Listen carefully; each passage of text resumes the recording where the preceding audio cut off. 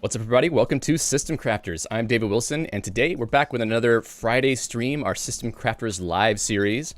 And this is just a stream where we get together as a community and just chat about whatever's new and interesting this week.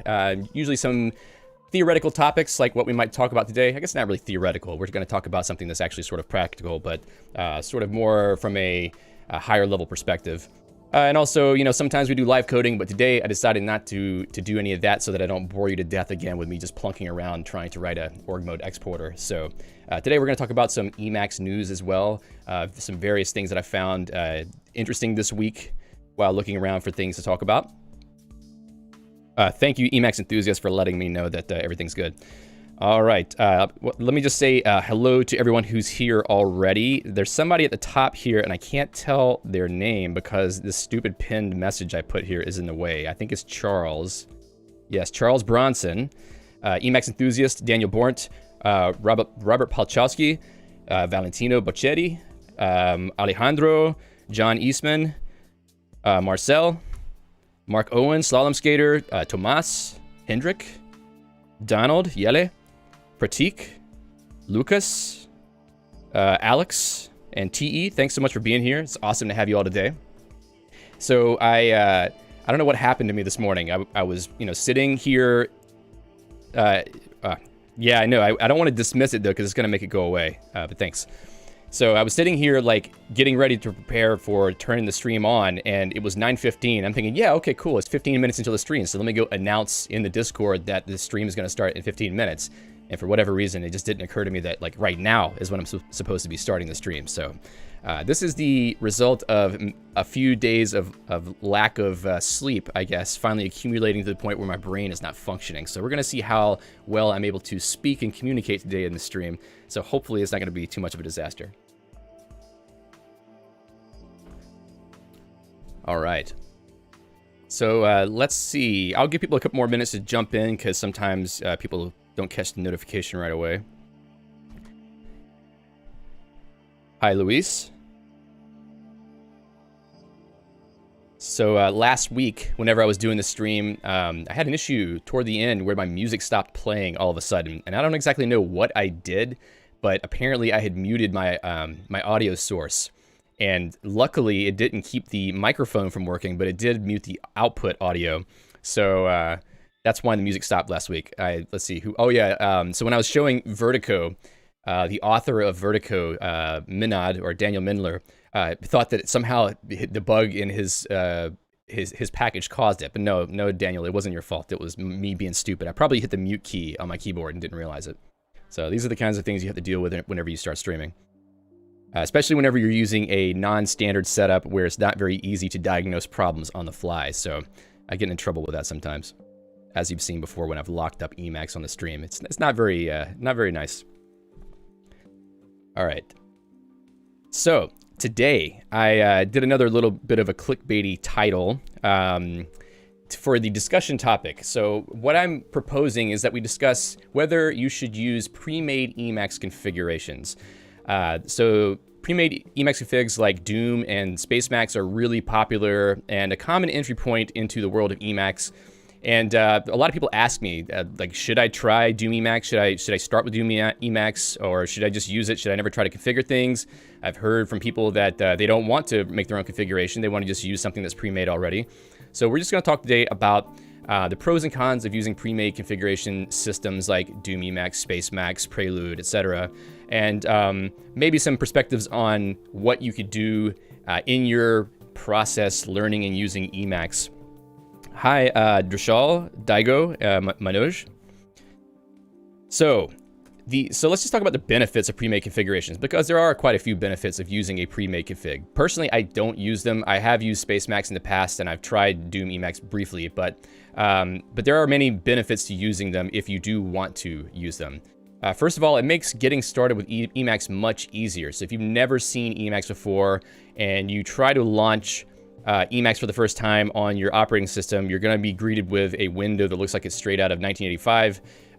Or I don't know, I'm being a little bit hyperbolic there, but it looks kind of old compared to other programs that you are probably used to seeing today, you know, modern text editors and whatnot. So I think that it probably makes sense for a person to start with Doom Emacs or Spacemacs or something like that, just to get a better configuration out of the box, because you're going to get the wrong impression probably about Emacs whenever you first start it up if you don't have sort of some background or knowledge of what's already possible with Emacs. So I think it is kind of important for a first-time experience for someone who's used other tools and maybe they're looking for something that's a little bit more full-featured to start with. So in that case, I think it does make sense for a place to start. It also helps to skip the early learning curve. So if you open Emacs, there's a lot of things that you're not going to know how to do by default. Like, you won't know that the command menu, the meta X, you're not going to know that that exists. It's not explained anywhere in the UI as far as I know. I don't think that there's like on the starting panel, I don't know if there's a something that tells you that. Let's just see. Let's run Emacs-Q here and see what it shows in the first screen. Yeah, at least for me, I'm not showing the splash screen. Let's see. Is there something for that here?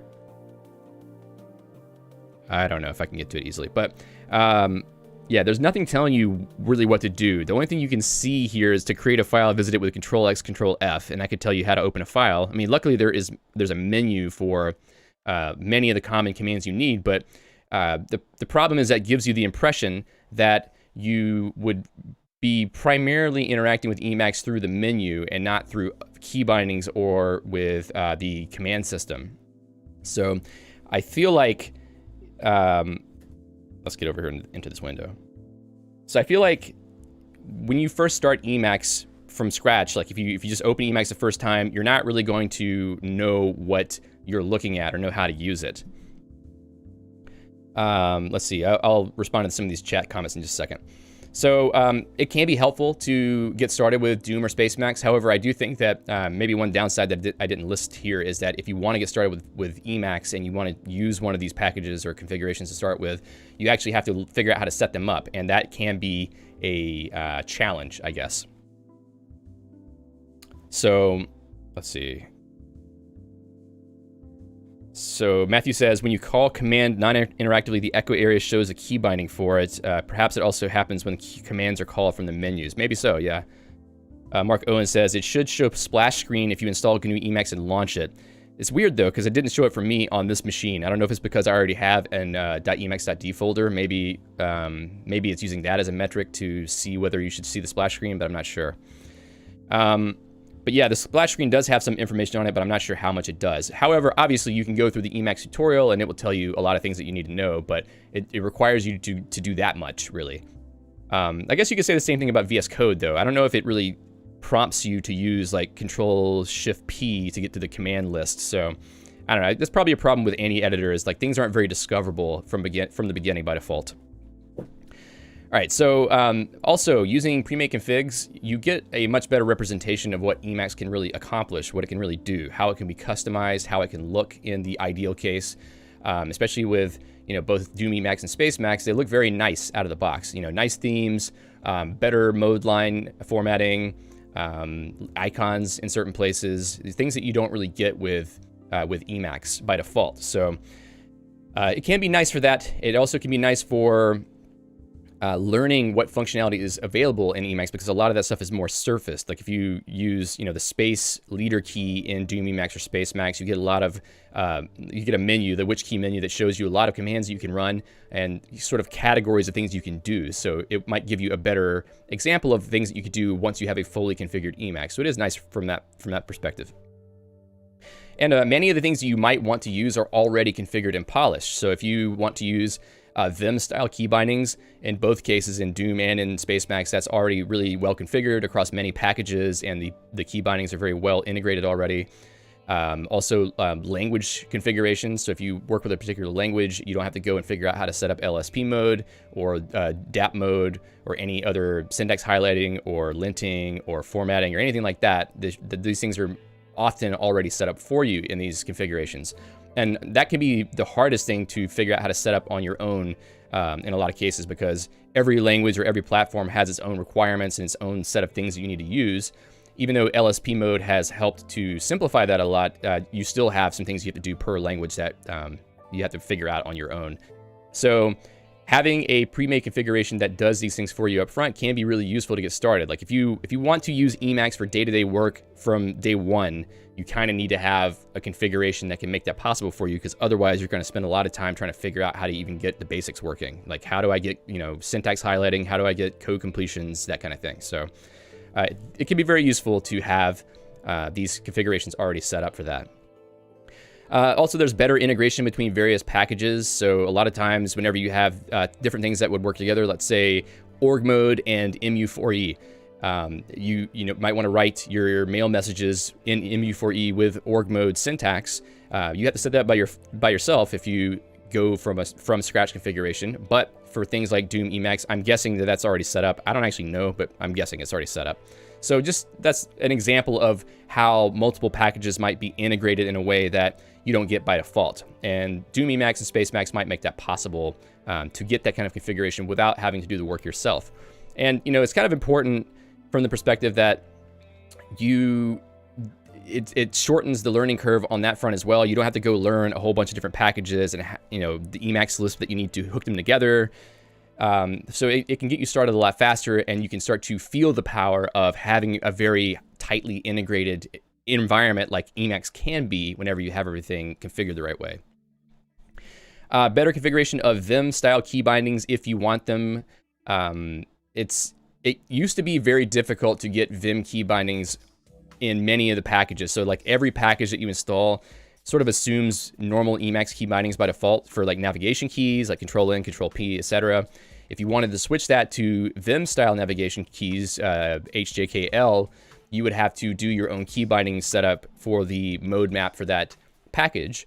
But in Doom Emacs and Spacemacs, they've already set up a lot of that up for you. However, in more recent years, that situation has improved a lot because of the package called Evil Collection, which is a single package that has Evil key binding configurations for many packages, and it just automatically works in many cases. So at least from that perspective, that's not really a problem as it used to be, but it definitely used to be a problem where if you wanted to have a more Vim-focused key binding set, you had to do a lot of work yourself. And it's not perfect. You still do have to do that in many cases. I still set, Control J, Control K as movement keys myself in certain places.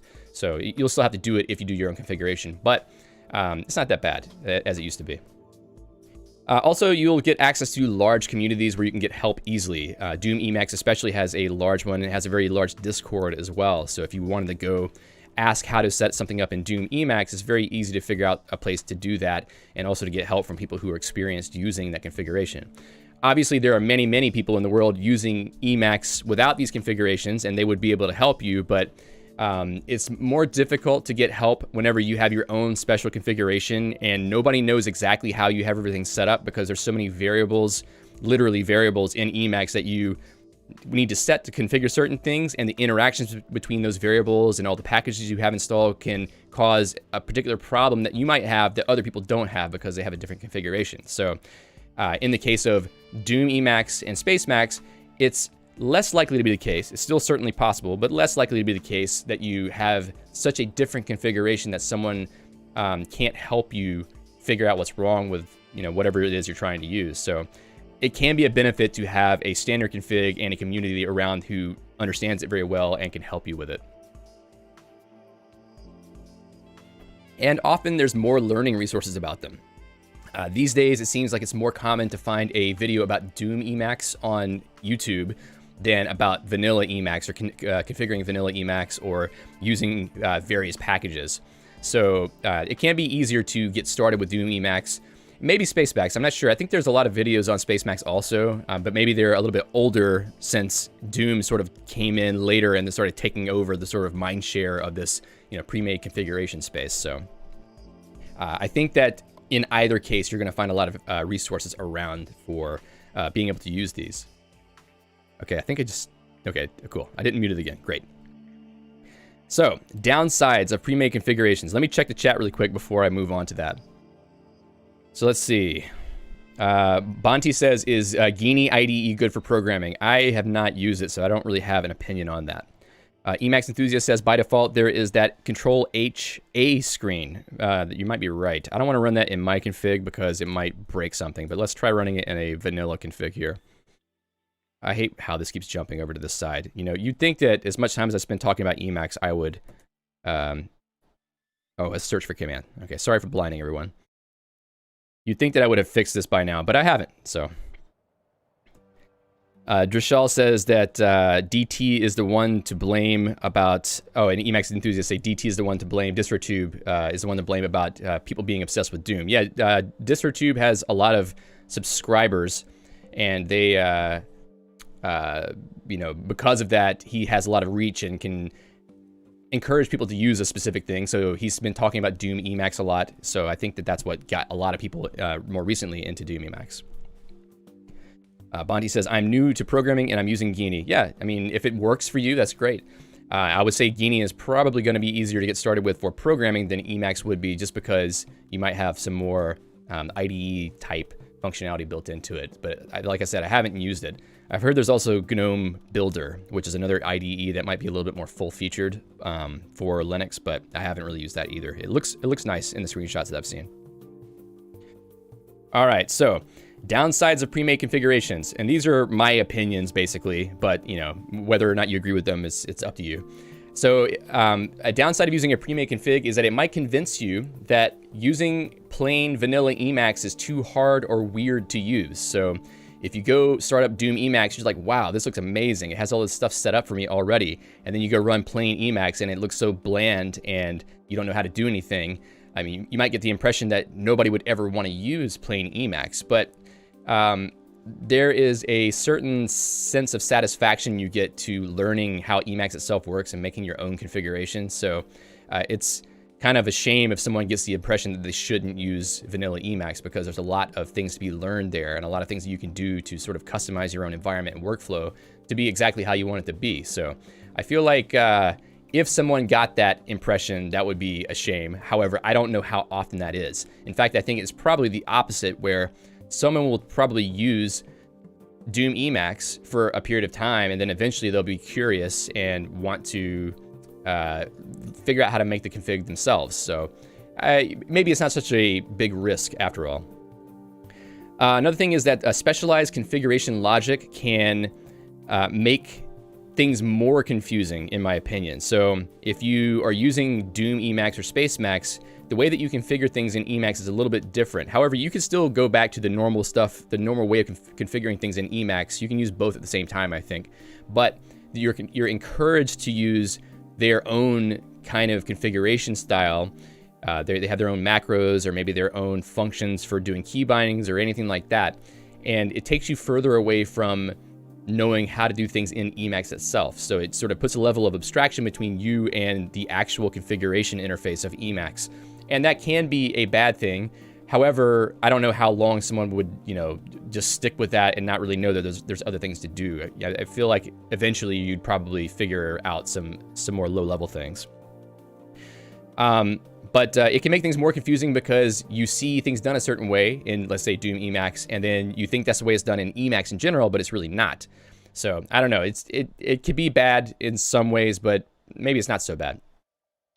Also, you're not learning how to customize Emacs yourself because you have to do less work. So whenever it's so easy to just go into your default Doom Emacs config and uncomment align to turn on an entire feature area, you don't really have to do a lot of work to configure it. You're basically just, sitting there comfortably with a fully made configuration by someone else, and you don't really know why it does what it's doing. It just works, which, is nice to start with, but I feel like if you're going to use a tool that's as powerful as Emacs and as customizable as Emacs, then you sort of owe it to yourself to know how to do things yourself to some degree to get the most out of it.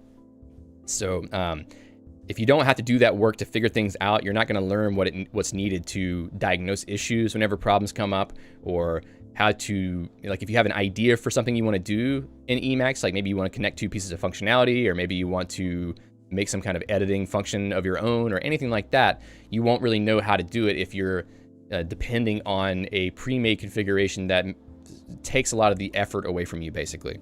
But it's not necessarily all bad, because, it can get you started much faster. So, it's sort of like you have to have this balance between, is it hand-holding too much and causing people to not understand Emacs, or is it the other side where it's actually bringing more people to Emacs and making it possible for them to get curious and then want to learn Emacs? So, you can't really know for sure whether something is good or bad, because you have to see sort of the broad picture, and it's kind of hard to get that because the Emacs community is so varied.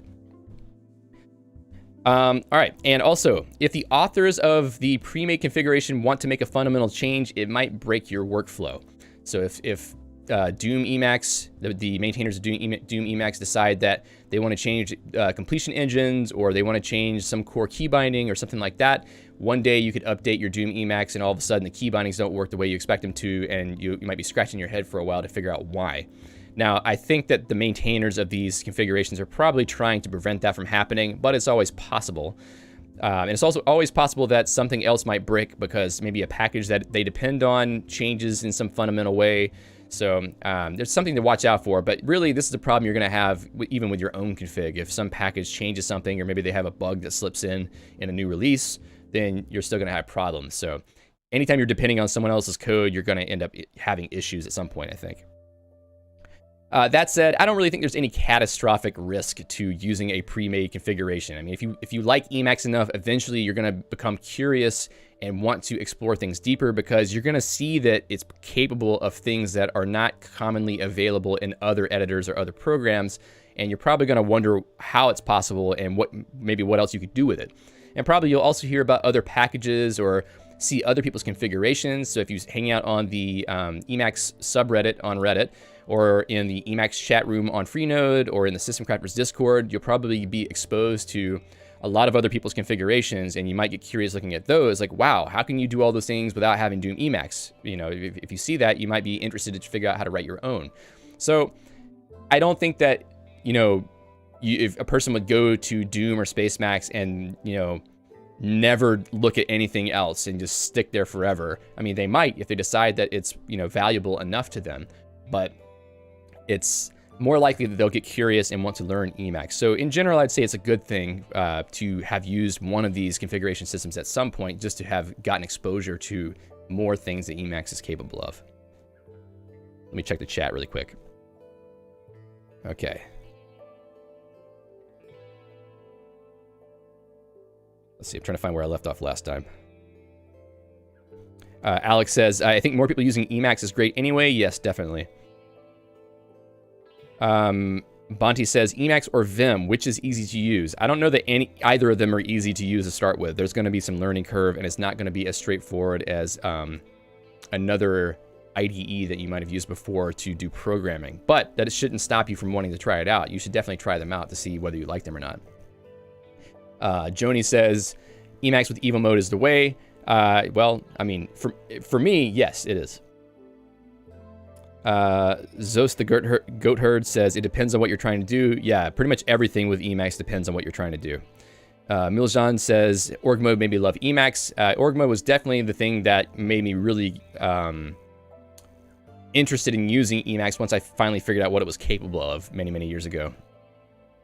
Emacs Enthusiast says, those Emacs distributions are also great for picking up snippets of config and using it in custom configs or packages you didn't know that well to check out how those are configured. That's a very good point. I feel like I had thought about that. Oh yeah, I may have mentioned that later in the slides here, but yeah, this is an excellent point.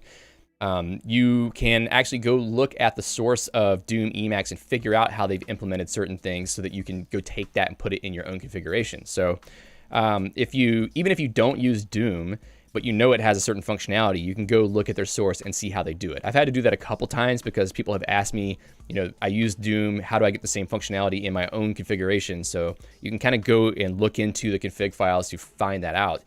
Of course, the code base for Doom or for Spacemacs is pretty large, so sometimes it can be harder to find those things. There's a lot of shared code between places that you have to trace to find where something's really implemented, but it can be very instructive to find out some of the more esoteric configuration aspects of Emacs, I think.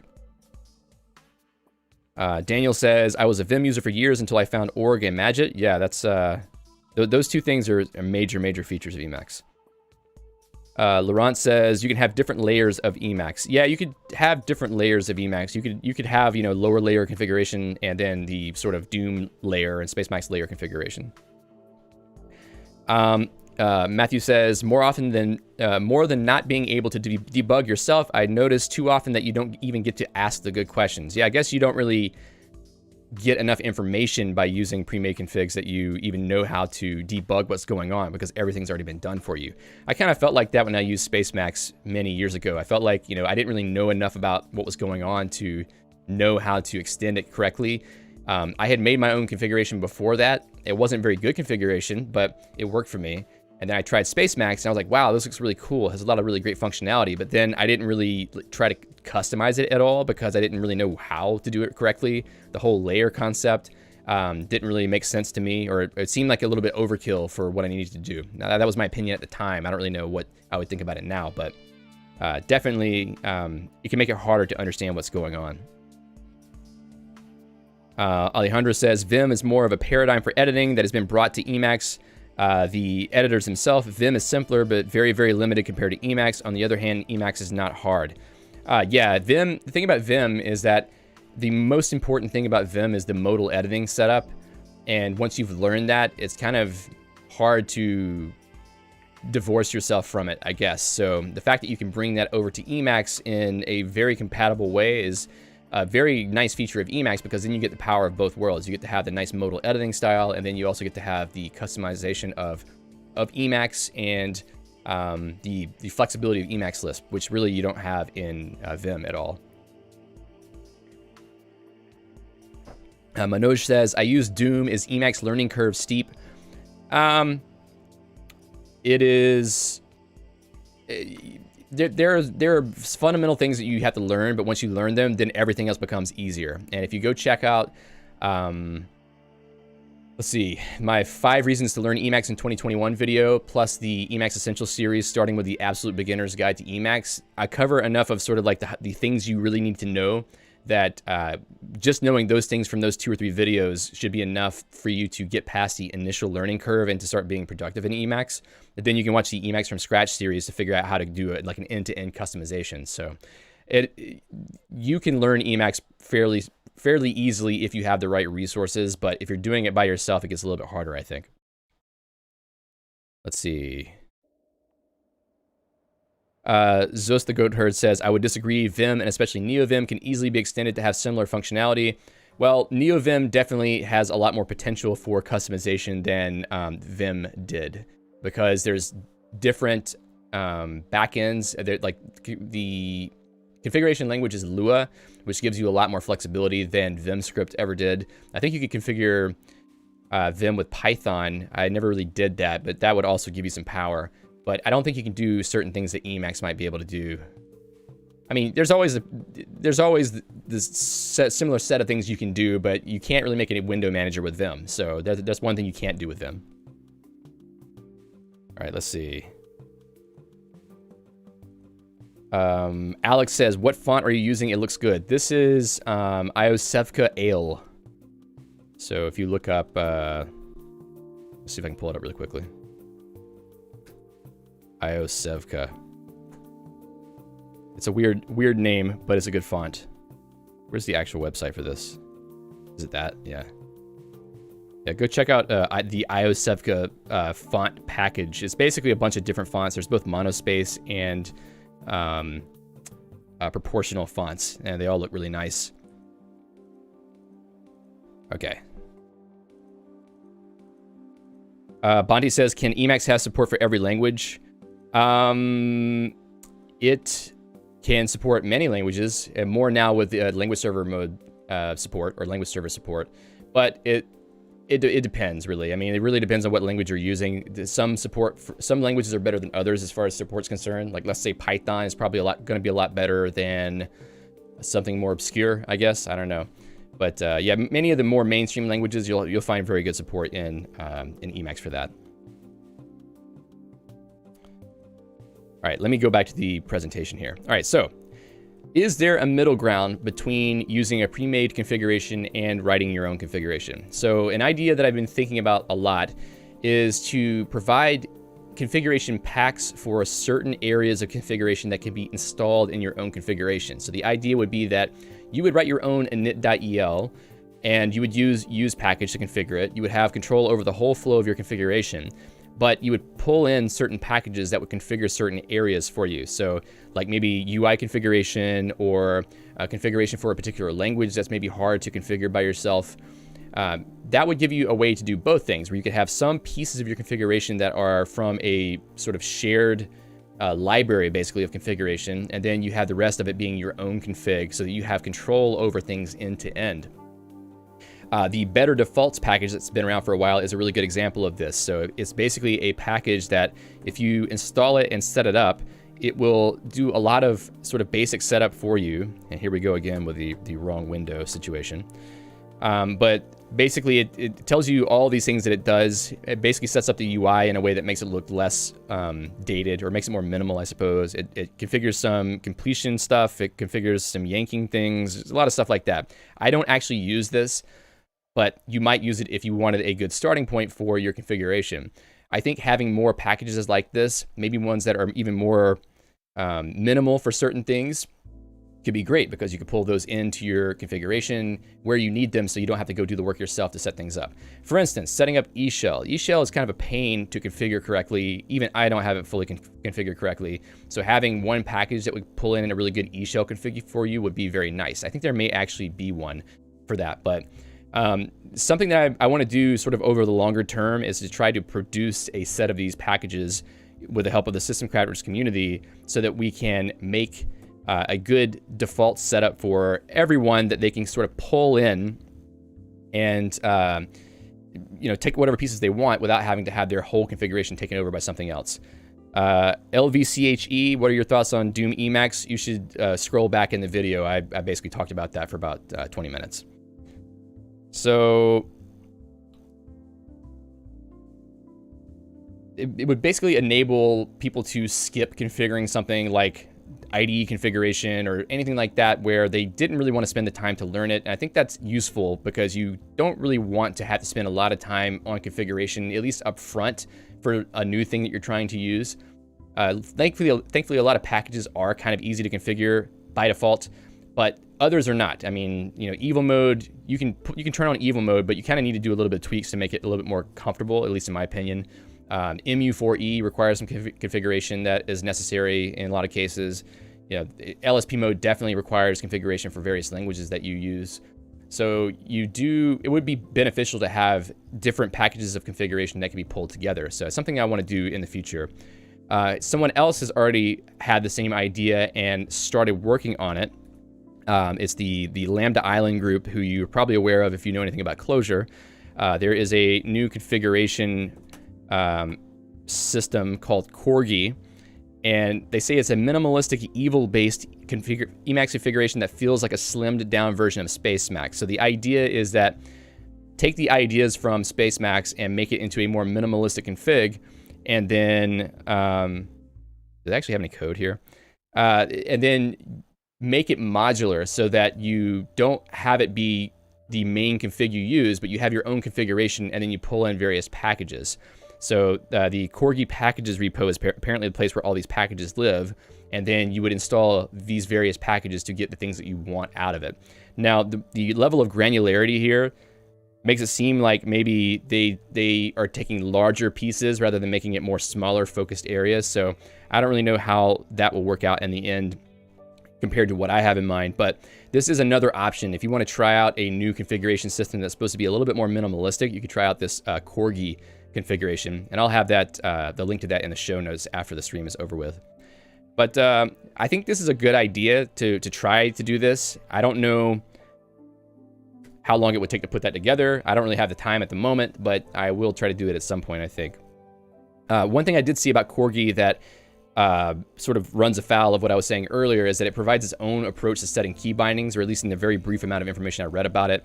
It seems that, sorry, I got some buzzing here. There we go. It seems to have its own way of setting key bindings. So I don't know if I like that. However, on the other hand, I use general.el to set a lot of key bindings, so I can't really say that using some other package to set key bindings is a bad thing. However, a lot of people use general.el, and probably not as many people are using Corgi for setting key bindings. So it really just depends on what you want to use, I guess, in the end. I would say definitely try out Corgi. I haven't tried it out yet, but if you do try it, let me know how it went for you. I'd be curious to hear about it. Let me know in the comments, or come to the System Crafters Discord and let me know. All right. After all of that, what is my recommendation to you in this area? If you've never used Emacs before, try whatever seems the most interesting to you. If that very weird looking white window that doesn't have, anything that is helpful on it by default, if it looks interesting to you and you're kind of curious to learn more about it, definitely go that route. Go try to figure out Emacs. Go find some good resources to learn how to configure Emacs and how to use Emacs. I've got a lot of resources on my channel for that. Check the description. I've got links to all my video playlists. And just try to learn it yourself. I think that'd be fun for someone who is motivated to go dig deep and try to figure things out. Otherwise, it's not a bad thing to go use Doom or Spacemacs for a few couple of months. Obviously, I didn't edit this very well. For a few months to get acquainted with Emacs and sort of understand what it's capable of, understand how it can look when you have an actual polished configuration put together. And then when you start to become more curious about how to configure Emacs yourself, you can try experimenting with a from scratch config on the side. So that's another thing that's nice about Emacs. You don't have to throw away Doom to start over with your own config. You can have 2 config folders, and then you can switch them out if you need to. So you can have your main .emacs.d config folder, and if you want to switch to your own config, you can just close Emacs, move your .emacs.d to another folder, move your plain config to .emacs.d, start up Emacs again, and then everything is back to where you had it in the plain config. So it is possible to work on both of those at the same time. You can do your daily work or your studying or whatever with Doom Emacs, and then you could be in your free time hacking on your own configuration on the side. Totally a valid approach. And then as you learn more about Doom or Spacemacs, you can take the parts that you like from the pre-made configurations that you've used and then try to implement them in your configuration, either through trying to find tutorials about it, or maybe looking into the source code of Doom or Spacemacs to figure out how they did things. And then eventually you can build up your own configuration. That's kind of what I did when I got back into Emacs maybe 3 years ago, I want to say. I had used Spacemacs for a while, and then I stopped using Emacs for a bit. And then when I finally came back to Emacs, I was kind of like, well, I really don't want to use Spacemacs, so I'm going to try to make my own config, but I'm going to try to replicate some of the things that I had in Spacemacs, like which key, the space leader key with general.el, and all that stuff. So I basically just found resources that told me how to make a similar thing, and then made my whole configuration from scratch, and then it's evolved to the point where it is right now. So it is certainly a viable approach to take things you learn from these pre-made config systems and then put it in your own configuration as you learn how to do that.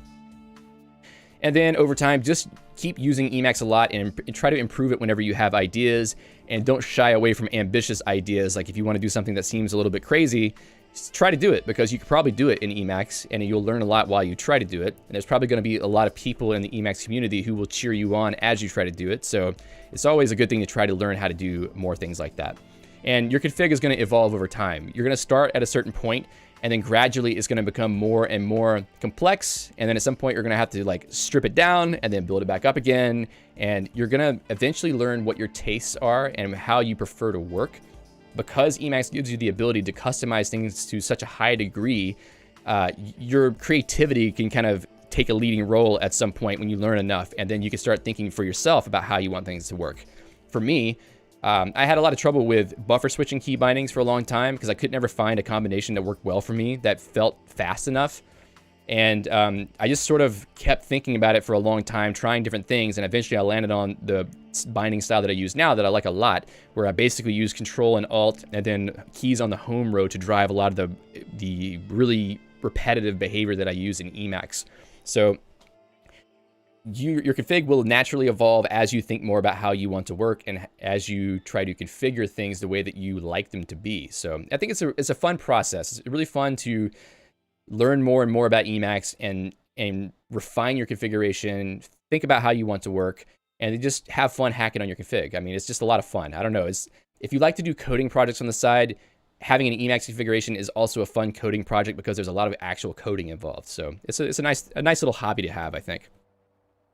And last thing I want to say is that if you enjoy using Doom or Spacemacs, you don't have to go make your own configuration if you don't want to. If you're perfectly satisfied with Doom or Spacemacs, just keep using them. There's no reason not to. You shouldn't have to feel ashamed or like you're not a real Emacs user if you use Emacs or Doom Emacs or Spacemacs. Like, you are an Emacs user if you're using Doom or Spacemacs. It doesn't preclude your membership in the Emacs user club. I mean, you're using it. So don't worry. Just use Doom or Spacemacs if you like them well enough. It's just, everybody has their own taste. Everybody has their own tolerance for having to poke around in configuration or deal with issues. So it's really up to you what you use in the end. And like I mentioned before, you can have both. You can have a plain configuration if you want, and you can also have a separate vanilla configuration that you use from time to time, maybe just for fun. And there is a package or a tool, I guess you could call it, for Emacs called Keybindings.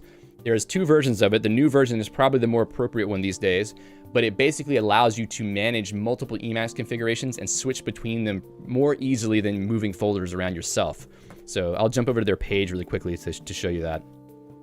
And once again, I'm being embarrassed by my bad configuration. So basically, Keybindings is just it is a minimal, very minimal Emacs config that you drop into your .emacs.d folder that allows you to set up a config file called .emacs/profiles.el with your various configurations that you want to use. So you can have your default configuration, you could have a Spacemacs config, you can have a Doom config.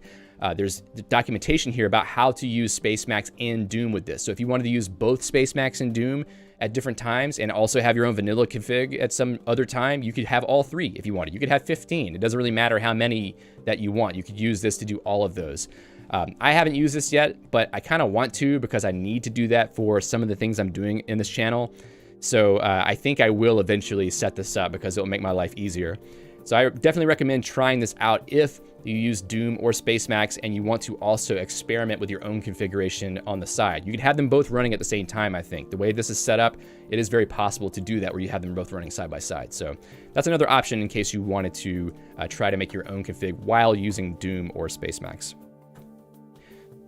All right, I think that's it for that whole section. So I hope that was useful and enlightening to you to some degree. I mean, I don't know if it's the answer you were expecting. Typically, whenever you ask me any question that requires me to take a side, I'm not necessarily going to take a side because I feel like there's enough people in the world that all have their own preferences and their own experience.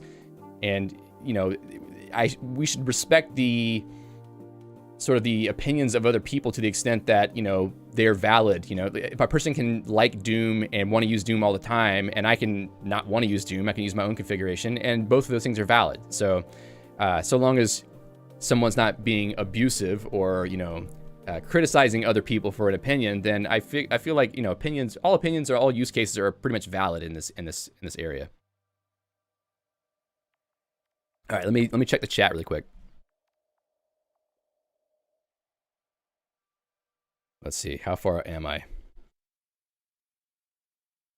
Laurent says, having a good config takes years in my experience. Yeah, it can take a while. It depends on how many hours you sink into it. For me, I felt like, well, I've been working on my Emacs config on and off since probably 2013, I think. And a little bit before that, but really I started making my own config in 2013. And it's gone through quite a lot of iterations. I could not have done what I'm doing right now in Emacs back then when I started. I think that probably the resources weren't there for me to learn. But now there's a lot more resources out there. There's a lot of YouTube videos, a lot of blogs. There's, you know, the Emacs subreddit, you know, all the different places where you can chat with people about Emacs. I think it's probably easier to get a pretty good configuration going from scratch now compared to what it used to be. And that's just because the Emacs community has evolved a lot, and there's a lot more people talking about it, I guess. So maybe it doesn't take that many years, but if you want to become a master of Emacs, it does take time because there's a lot of things to learn.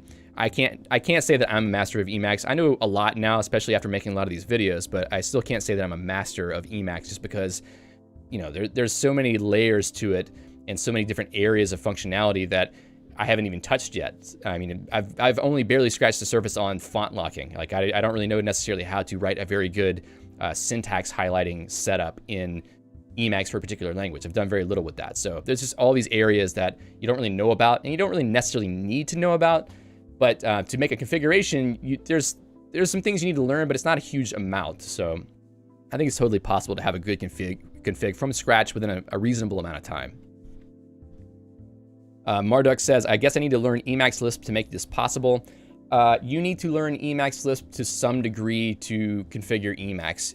I mean, you can use the configuration UI to configure Emacs, and that will work pretty well, but you're going to want to learn how to use Emacs Lisp at some point because you're going to be missing out on so many possibilities for how you can configure things, especially writing your own functionality for Emacs, because it's actually very straightforward to write new functionality for Emacs. So it is good to learn Emacs Lisp. Zos the Goat Herd says, I gave SpaceVim a try and found the performance was much slower than it should have been given how few of the layers I had enabled. Jeffrey says, can confirm David's intro videos are great. I went from Spacemacs to Doom to my own Emacs, and David's intro videos and Lisp videos helped a ton. Thank you, Jeffrey. I appreciate that. Also, check out Jeffrey's channel because he's been... All right, I don't know how many you've made so far, but I think you've made a couple of Emacs streams by now. Christian says, yeah, made it to a live stream. Yeah, welcome. Glad to have you here. I know it's a weird time for a lot of people. This is in the morning in the US and it's in the evening for Europe and India, so it's kind of a weird time, I think, to stream, but it's a time that works for me, unfortunately. Let's see. Jeffrey says, I went from knowing no Lisp to doing a few of my own videos, hacking on some eLisp in a couple of months. Yeah, it doesn't take that long to learn Emacs Lisp, especially if you've learned other programming languages. It's pretty easy because you don't have to do a lot of things with types and whatnot. It's just, you know, dynamic programming language is very, you know, usually easy to use. The hardest part for a lot of people is just dealing with the parentheses, because if you have unbalanced parentheses, you might have a bad time trying to figure out why that's the case. That's what the check parens command is for. Let's see, LVCHE, I'm not sure exactly how to pronounce your name. Have you heard of the Mastering Emacs book? And if yes, what do you think about it? I've read the Mastering Emacs book probably 2 years ago. Very good book. Mickey Peterson is a great resource in the Emacs community. Check out his blog. I think it's masteringemacs.com. There's a lot of great info there. I've learned a lot from his blog. Probably more from the blog than from the book. I don't know how much of the book I ended up reading. Let's see. Jeffrey says, everything clicked for me once I decided to go with my own literate Emacs config. Yeah, literate config is a lot of fun, but it also is a little bit daunting at first. I think it's hard for people to get into, and also it's kind of hard to justify to yourself why you would do it, because even though it looks cool and it shows up well on GitHub and on, you know, if you generate a website from it like I do, it is a little bit weirder than just writing code in it.el. So it's a thing that you have to kind of evolve into, I think. Adrian says, I use Doom Emacs especially for org roam, super powerful organizational tool. Org roam is fantastic. I use it all the time now. I still haven't made videos on it because I'm trying to get through the 15 other series that I have started right now. I'm trying not to do too many new series. However, I do have a new one that's going to start in probably 4 or 5 weeks, so not org roam this time. Let's see. Marazi says, hello, YouTube. Hello, Marazi. Adrian says, meta in is also a good binding that's not taken up by anything. Cool. I didn't know that, but that is a good binding. Let's see. Christian says, I have Doom, Spacemacs in my own configs and symlink them to my emacs.d. Yeah, you can do it yourself pretty easily. Richard Raj says, the only reason I would like to replace Doom and make my own config is to replicate what Rouge Nano Emacs has done. Nano Emacs is very cool looking. I mean, I guess you could just use Nano Emacs. You don't have to replicate it necessarily. But, I mean, if you wanted to sort of take inspiration and make your own, that totally makes sense. I haven't tried to use Nano Emacs, and for those of you who don't know what Nano Emacs is, I'll try to pull it up really quickly. If you spend any time on the Emacs subreddit, you've probably seen screenshots of this before, because it looks very pretty. But it is an Emacs configuration that is sort of aesthetically pleasing. Let's see if this pulls up correctly. Like the light theme, it looks very different than typical Emacs. And this is blinding me right now. Sorry about that. But I haven't tried it, but as you can see, like there's customization for how email display from MU4E looks. Well, I guess the mini buffer doesn't look too different, but it is interesting how the colors work on that. Anyway, there's a lot of sort of cool thinking that's gone into this, like a lot of cool design that's gone into this project. So give that a look if you'd like to see a very nice Emacs config and maybe steal some ideas from it. Let's see, what else we got here. Laurent says, Emacs seems great, something you could very easily implement yourself. Yeah, you could definitely implement it. However, there are some weird, sharp edges on trying to start up Emacs and use a configuration that's not in the default configuration folder. There's a lot of variables that you have to set correctly. And if you don't set them right, then you're going to end up polluting your config with your other configs, and it's going to cause trouble for you. I have that problem whenever I'm trying to run the Emacs from scratch config on my machine. I have to set a variety of variables just to make sure that I don't pick up things from my own configuration and then tell somebody the wrong thing when working on Emacs from scratch. I actually had that problem a couple times and had some errors in the early videos because of that. Michael G says, also Doom is great for getting ideas for your own scratch config. Just look at how Doom configures all its packages. Yep, definitely. Mr. 22B says, can you do a Emacs tutorial? I should do that, actually. That's a good idea. Let's see. Laurent says, Spacemacs is great for data scientists. I haven't tried that yet. Jeffrey says, I've done 3 streams and hope to do another in the next couple of days. Yeah, keep a lookout for that, folks. KHWPP, not sure how to pronounce your name, but I know you from the Discord. Off topic, what are your opinions on Racket as a general purpose programming lang? Racket is really cool. The thing about Racket is that it's meant to also be a language for language experimentation. It's meant for research, and it has a lot of stuff included with it that sort of make it unclear about whether it's meant to be a general purpose programming language or if it's meant to be a language for trying to implement other languages. I think that over the years, they have started shifting more towards being a more general purpose language. One of the things they did a couple years ago was they changed their core scheme engine to be Shea Scheme instead of their own engine. And Shea Scheme is a very high quality scheme implementation, and it's very fast. So I think maybe with that, they were trying to become a little bit more mainstream. It has a lot of packages, has a great community, has really excellent documentation. I haven't really used it for very much just because I wasn't sure like whether I should be using it for all those things, but I've been tempted multiple times to use it. And if you ever hear John Carmack speaking positively about anything, which he has done about Racket in the past, you would know that it's probably a good piece of software. So definitely that's possible. All right, let's see. Jeffrey says, for me, the literate config took me from copy-pasting stuff from the web to having a place to remind myself why I did something in the config and other commentary. Yeah, I don't personally use that part of the capability to its greatest advantage. A lot of my sections of configuration don't have any description. However, the one thing I really like about having a literate config is it allows me to display it myself on my website in a way that is easy for me to link other people to the various sections of it. If you've ever tried to link someone to things in a GitHub repository before that's just like a normal code file, you can select a range of text and send it to somebody, but it's not really the best way to look at it.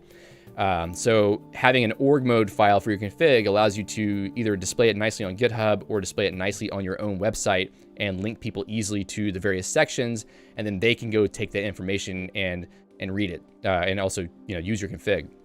So I feel like having a literate config is actually really great for sharing information about your configuration with other people. So to me, that's the biggest selling point on that. Matthew makes a good point about the meta n binding. It depends where meta n and meta p I reserve for history commands, like the default in the mini buffer. So yeah, meta n, meta p are used in certain places, but maybe not by default in many major modes. Laurent says, could you dig poly mode for us or a better way to do the job? What is poly mode?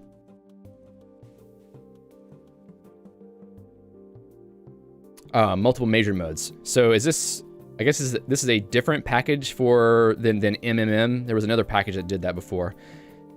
This would be useful, I think, because there's been cases where I wanted to have full language functionality for a particular language inside of an org mode source block. So I haven't used this before, but that's a good idea. I should definitely try to cover that at some point because it might be interesting. KHWPP says, at some point I started to wonder if it was worth making my own config. Think about all the macros and optimizations Henrik has already put into Doom. Why not use those already, right? That's a good reason to use Doom. There's definitely a lot of optimizations that are being done there. However, I don't think it's absolutely necessary. I don't think there's anything there that's going to be so good that you couldn't have it in your own config, or that I mean, let's put it this way. If you use Doom, there's a lot of code in the Doom configuration, and you need more optimizations to make it faster to load Doom. If you have your own configuration, you're probably only going to include the things that you personally need, and there's easy ways for you to improve the performance of that without having to go to great lengths. So you may not need all the same optimizations that were needed for Doom Emacs. You may be able to just have a simple config yourself and then not worry about that. So it really just depends on whether you make your own config and you find out, oh, this is really slow, then there's a lot of things you can do. I actually have a video, I think it's called How to Cut Emacs Startup Time in Half. If you follow that, then you will have a much faster Emacs startup time. And also if you use the new native comp branch of Emacs 28, things are also a lot faster from that as well. So you don't really need the same optimizations that are used in Doom Emacs to have a fast Emacs config. Miljan says, I did not like Racket's A-list support. That's really interesting because A-lists are pretty important in Lisp and Scheme, so I'm curious to know why you didn't like it. Okay, I think I'm caught up now. Okay, so now let's go on to the Emacs and community news. Stephen Eglin says, Polymode is great for mixing things like R with text. Yeah, I'm sure that's very important for you, Stephen, because you're in the academic world. Can you reproduce system configuration with Geeks Package Manager, or do you need the Geeks OS? You can reproduce the list of packages that you use on a daily basis in your user account, but you can't reproduce your system config unless you use the full Geeks distribution, because the Geeks Package Manager by itself, if you install it in, let's say, Ubuntu, it can't control the config of your system. It can only just install packages for you. However, that could be enough if you just wanted to have a way to replicate the set of packages that you use for various purposes across your machines, and you don't really care too much about the configuration. However, I think that if you did that, eventually you would be like, well, I really want to do my whole system like this, and then you would switch to Geeks anyway. So it could be useful to try doing this just for packages in your existing distro, and then later trying to use full Geeks once you get more comfortable with that. And I realized that somebody else asked me about Geeks earlier that I forgot to respond to it. I think it was Lift Linux. Where was it?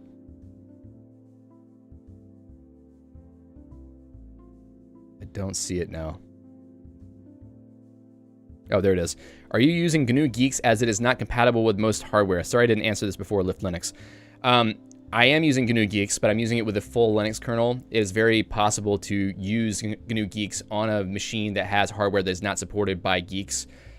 Whenever I get to... So in the Geeks series, I have one more video I'm going to do, and then one after that, I'm going to do the full system install video, and I'm going to show you how to use the non-free Linux kernel to install on machines that have hardware that's not supported by Geeks. So if you watch that video, you'll be able to set up GNU Geeks on pretty much any machine that has whatever hardware that is used with the normal Linux kernel. The only thing that's not so easy is NVIDIA drivers for NVIDIA graphics cards, but if you don't have that problem, then you're probably going to be good. All right, so community news. So there's a few things I saw this week, and I do want to say a huge thank you to Sasha Chua for putting together the Emacs news post that I used to find all of these links, because I don't know how she has time to put all this together, but I definitely don't have time to go find all these things myself. So it was very useful to have her blog post so I could find these links because there are quite a few things this week that I found to be interesting to talk about. First of all, what's the next big feature in Emacs? This was a thread on Reddit, and there was a few different things being discussed there that I thought were kind of interesting to point out. We won't spend a whole lot of time on this because, you know, you could talk for a while about all the things that were mentioned. No, I don't want notifications, thank you. Oh, let me put this to the other screen. Jeez, let's go. Here we go. Okay. So, what is the next big feature after native comp that we can expect from Emacs in the near future? Well, the question was, what can we expect from Emacs in the near future? But a lot of people are basically just giving their wish list on what that would be. However, I think there are some of these things would actually be really helpful for Emacs, and let's just read them and see what you think. So, you know, actually, let's see if I can move this to the other screen so we can see the chat at the same time. I'm gonna put this here. I'll go drop this over to Workspace 1. All right. So, D. Mendler, who is the author of Vertigo, Corfu, Consult, Marginalia, I think, some other packages like that, says maybe an improved garbage collector which reduces pause times. Furthermore, it would be interesting to have worker threads which could be used to offload work from the main thread. These worker threads should run in fully isolated interpreter environments similar to JavaScript workers. That would be, both of those things would be very useful. Garbage collection can definitely cause a lot of pauses in programs that use garbage collection.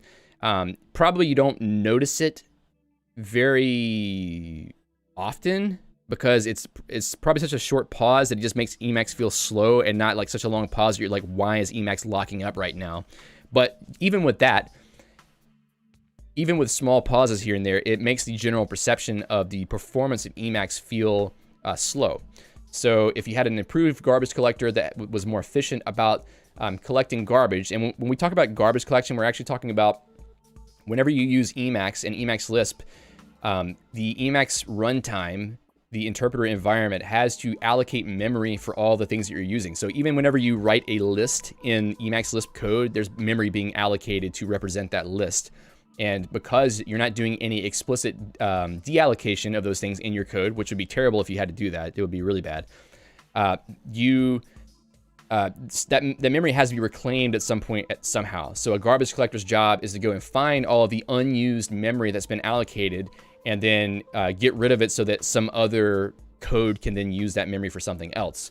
So there's many different ways to implement garbage collectors. The way that Emacs garbage collector is set up, it works, obviously, but it could also be slow at times. So if there was an improved garbage collector, that could make the performance or the overall speed of Emacs seem faster.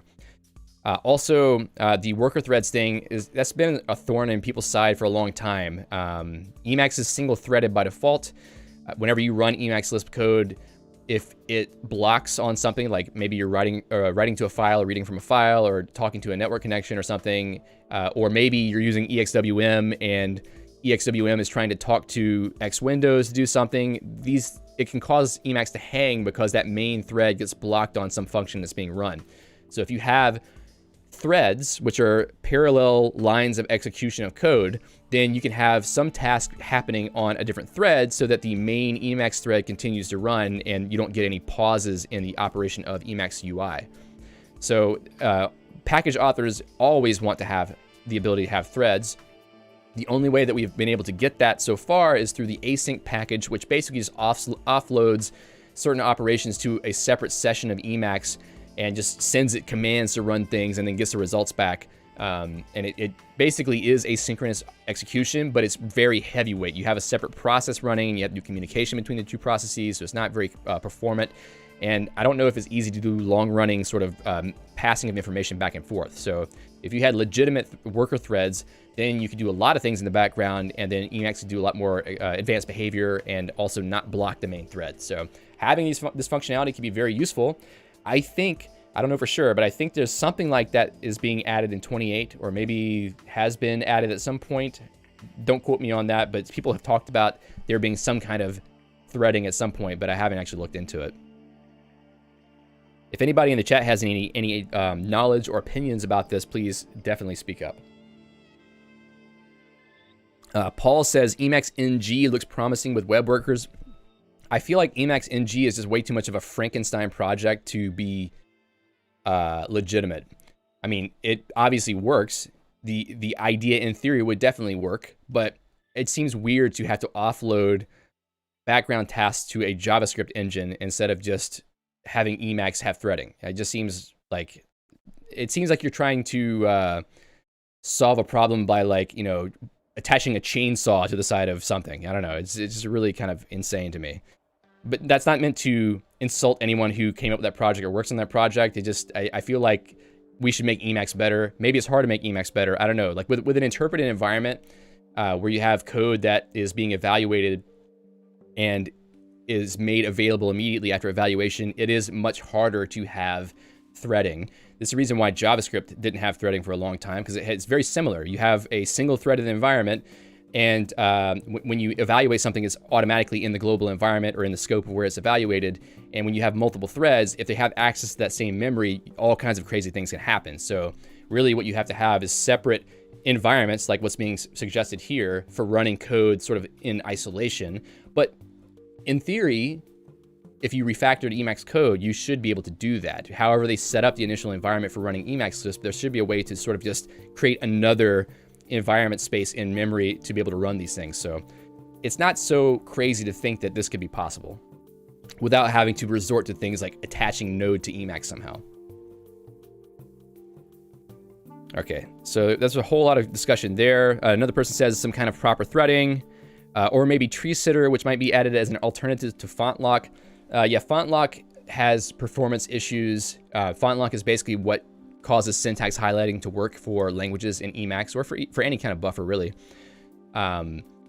Tree sitter is more performant, but it also is a native library, and it probably requires some extra effort to hook that in. I don't know that they would ever pull it into the source code of Emacs, so it would be cool if they had it, because I think it would be a great addition. And it also does a lot of very interesting things in terms of basically creating an in-memory AST or syntax tree, abstract syntax tree of the code, so that you can use that for more advanced behavior, looking at the structure of the code rather than just sort of having regular expressions that are applied to do colorization of text. So tree sitter is an interesting project from that perspective, but I don't know that it would ever get integrated into Emacs. But that's just my opinion. I don't know. Let's see. There was a fork adding threading support to Tramp, which looked exciting.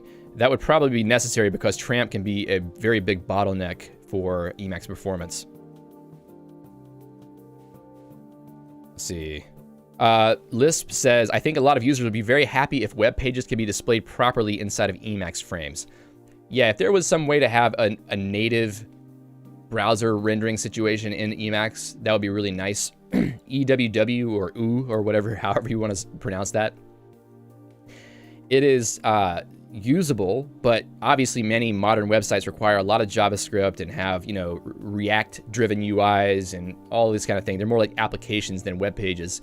So you can't really interact with a modern web very easily using EWW.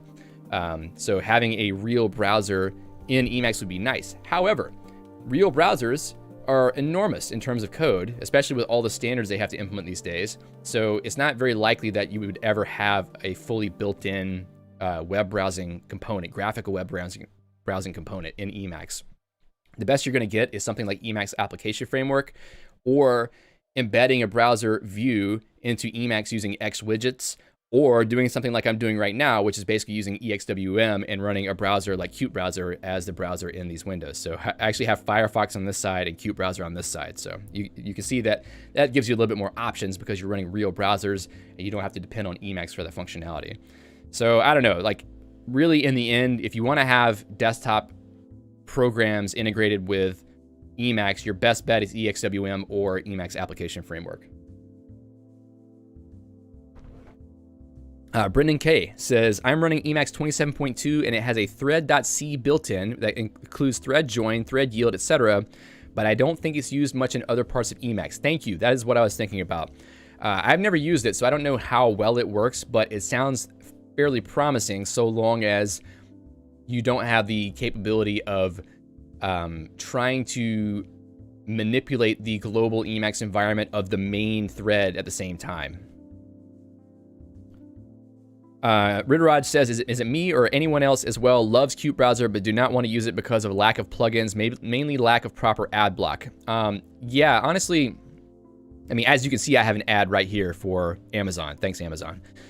They're not sponsoring me, so I'm not getting any money from that. So It is not as easy to set up things like ad block in Qt Browser. However, that situation is improving. I don't know if Benoit is here right now, but Benoit, who's a member of the System Crafters community, has there is basically a Rust code extension that you can load into Qt Browser, I think, that provides more complete ad blocking behavior for Qt Browser, and it requires a little bit of effort to set that up. But Benoit is trying to get it set up so that that could be used in GNU Geeks, which is great, because if that's the case, I can use it on mine, and then this nasty little ad will go away. But yeah, I agree. Qt Browser, it's harder to set things up the same way you would with Firefox or Chrome, because there's not like an integrated extension experience where you can just install things very easily. You have to do a little bit more legwork yourself. In fact, there's user scripts that you can use for various different things, and I haven't even tried setting those up yet because I haven't gone to the effort to do it. So one thing I would love to set up here is the pass user script that can pull in my passwords from my password store keyring and load them into browser tabs for filling in my passwords. I just haven't set it up yet. I'm sure it's not that hard, but there's a barrier to entry there where I'm not willing to spend the time to do it. So if it was just like an extension in Firefox that I could install, it would be great, but it's not so easy. That's not to say that Qt Browser is not good or extensible, though. It just means you have to do some extra work to figure out how to do that. Life Circle says, hello folks, does someone have a good eLisp tutorial book recommendation? I prefer books if possible, but I'm open to everything. On this channel, I have a playlist called Learning Emacs Lisp that will show you sort of end-to-end how to learn Emacs Lisp while writing an Emacs package. However, there are 2 books that come along with the Emacs manual. One is the Emacs Lisp manual, basically, that you can search for online. And there's also another one called An Introduction to Emacs Lisp. Let's see, An Introduction to Emacs Lisp. That is supposedly a little bit more user-friendly. Yeah, I think that's the one. An Introduction to Programming in Emacs Lisp. I haven't read it very in-depth. I've looked at it for a moment to see what it had in it, but I haven't read it in depth, so I can't really give you a recommendation on whether it's worth reading, but that is something that you could try. I don't know what I did here. I thought I took all my display buffer A-list stuff out to get around this problem I've been having, and it didn't help, so I've got an issue. Let's see, go back to 1. Wow, what did I do now? Okay, I did the right thing. Cool, let's go back here. So next, oh, actually, we never finished that conversation. Did I leave the page? Okay. A kernel. Yeah, someone wants a kernel in Emacs. I don't think so. If you want a bootloader for Emacs, I would say GNU Geeks is the best one you could use. Pure GTK. That's interesting. So for those of you who haven't heard about this effort, there's an effort going on to make it possible to get rid of some of the older UI implementations of Emacs. Not get rid of, but instead of using those and having all that loaded in Emacs, actually use a pure GTK implementation of the user interface for greater performance. This is primarily useful for using it in Wayland, because in Wayland, you don't have all of the old X libraries and whatnot, X window system libraries. Wayland is a completely different windowing system, different rendering system, everything. So if you have Emacs written with pGTK, you get greater performance in Wayland because it doesn't have to do the translation layer between Wayland and X Windows, or X windowing system, whatever you call it. So it might be a lot faster, but that only works if you use Wayland. And Wayland is not compatible with EXWM because EXWM depends on X Windows system. So if you want to use EXWM, you cannot use the pGTK build of Emacs. I figured this out recently when I tried to do it and it didn't work. So just keep that in mind. If you like using Wayland, let's say you use the Sway window manager or some other window manager like maybe GNOME, whatever the version number is now, the latest GNOME that uses Wayland, you could use pGTK build of Emacs, which is something that you have to get yourself right now because it's not part of actual Emacs itself yet. If you got that, then you might have a much faster Emacs experience because of that. All right, let's see if there's anything else interesting here, then move on to the next news item. Better client server system. Yeah, that could make sense. All right, so that was interesting just to see, like, what people are thinking on that regard. But I think that's enough to talk about in that area for now. All right, so someone else had a discussion about Emacs versus Vim key bindings for Emacs. So basically that age-old discussion, should you learn the Emacs key bindings? What did I do wrong here? There we go. Should you learn the Emacs key bindings, or should you use Vim key bindings if you want to? There's a discussion here about that. And there's a very long comment at the very beginning here that seemed very in-depth. So I think if you wanted to take a look at that, you might get some interesting tidbits out of it. This person is using Emacs for writing academic research in the humanities. They write a lot of words, basically, for all of these, so they do a lot of typing. Some things are a bit faster in Emacs, maybe not by a lot. Selecting a whole paragraph with meta H is much easier than Vim's VAP.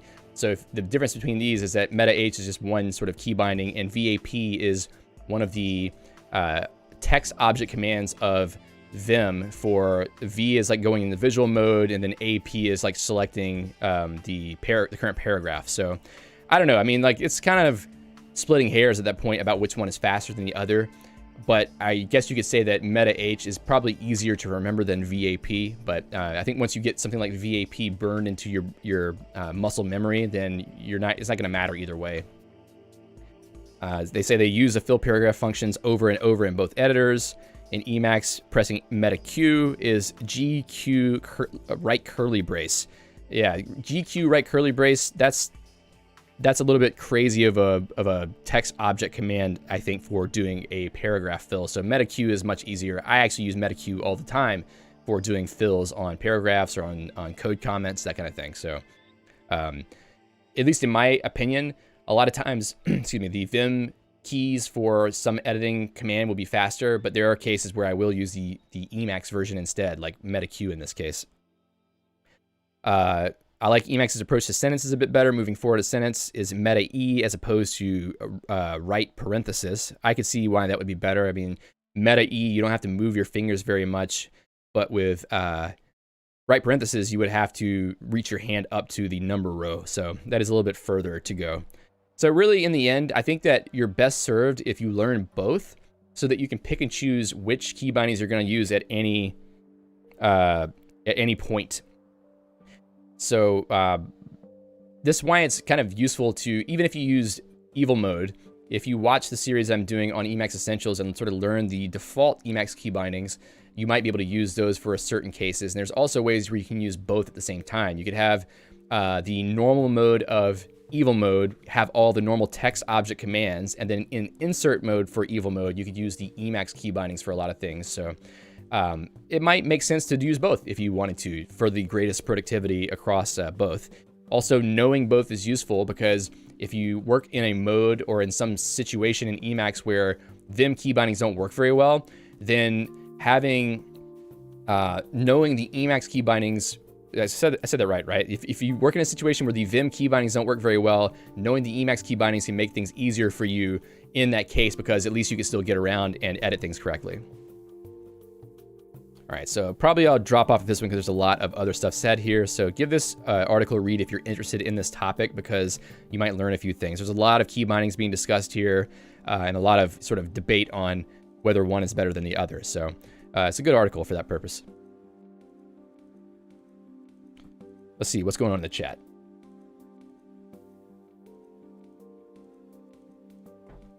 Potato Eater says, do you know about Nixt? Yes, I have tried it a few times over the last couple years.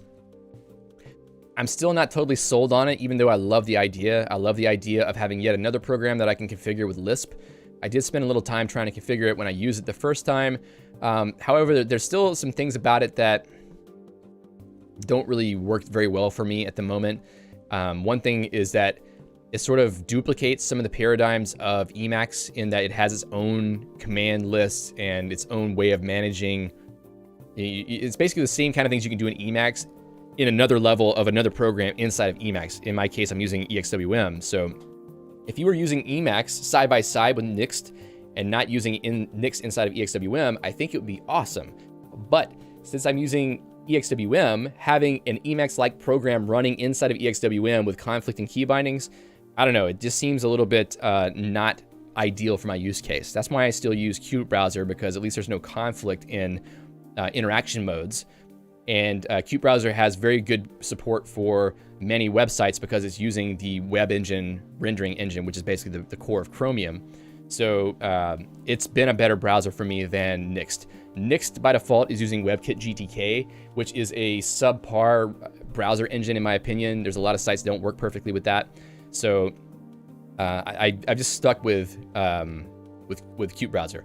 Nixt does have support for Qt Web Engine, but it doesn't come by default. You have to build it with that. I'm not sure what the story is on migrating fully to Qt Web Engine, but just something to know that Nixt by default will use WebKit GTK, and it's not as good as Qt Web Engine.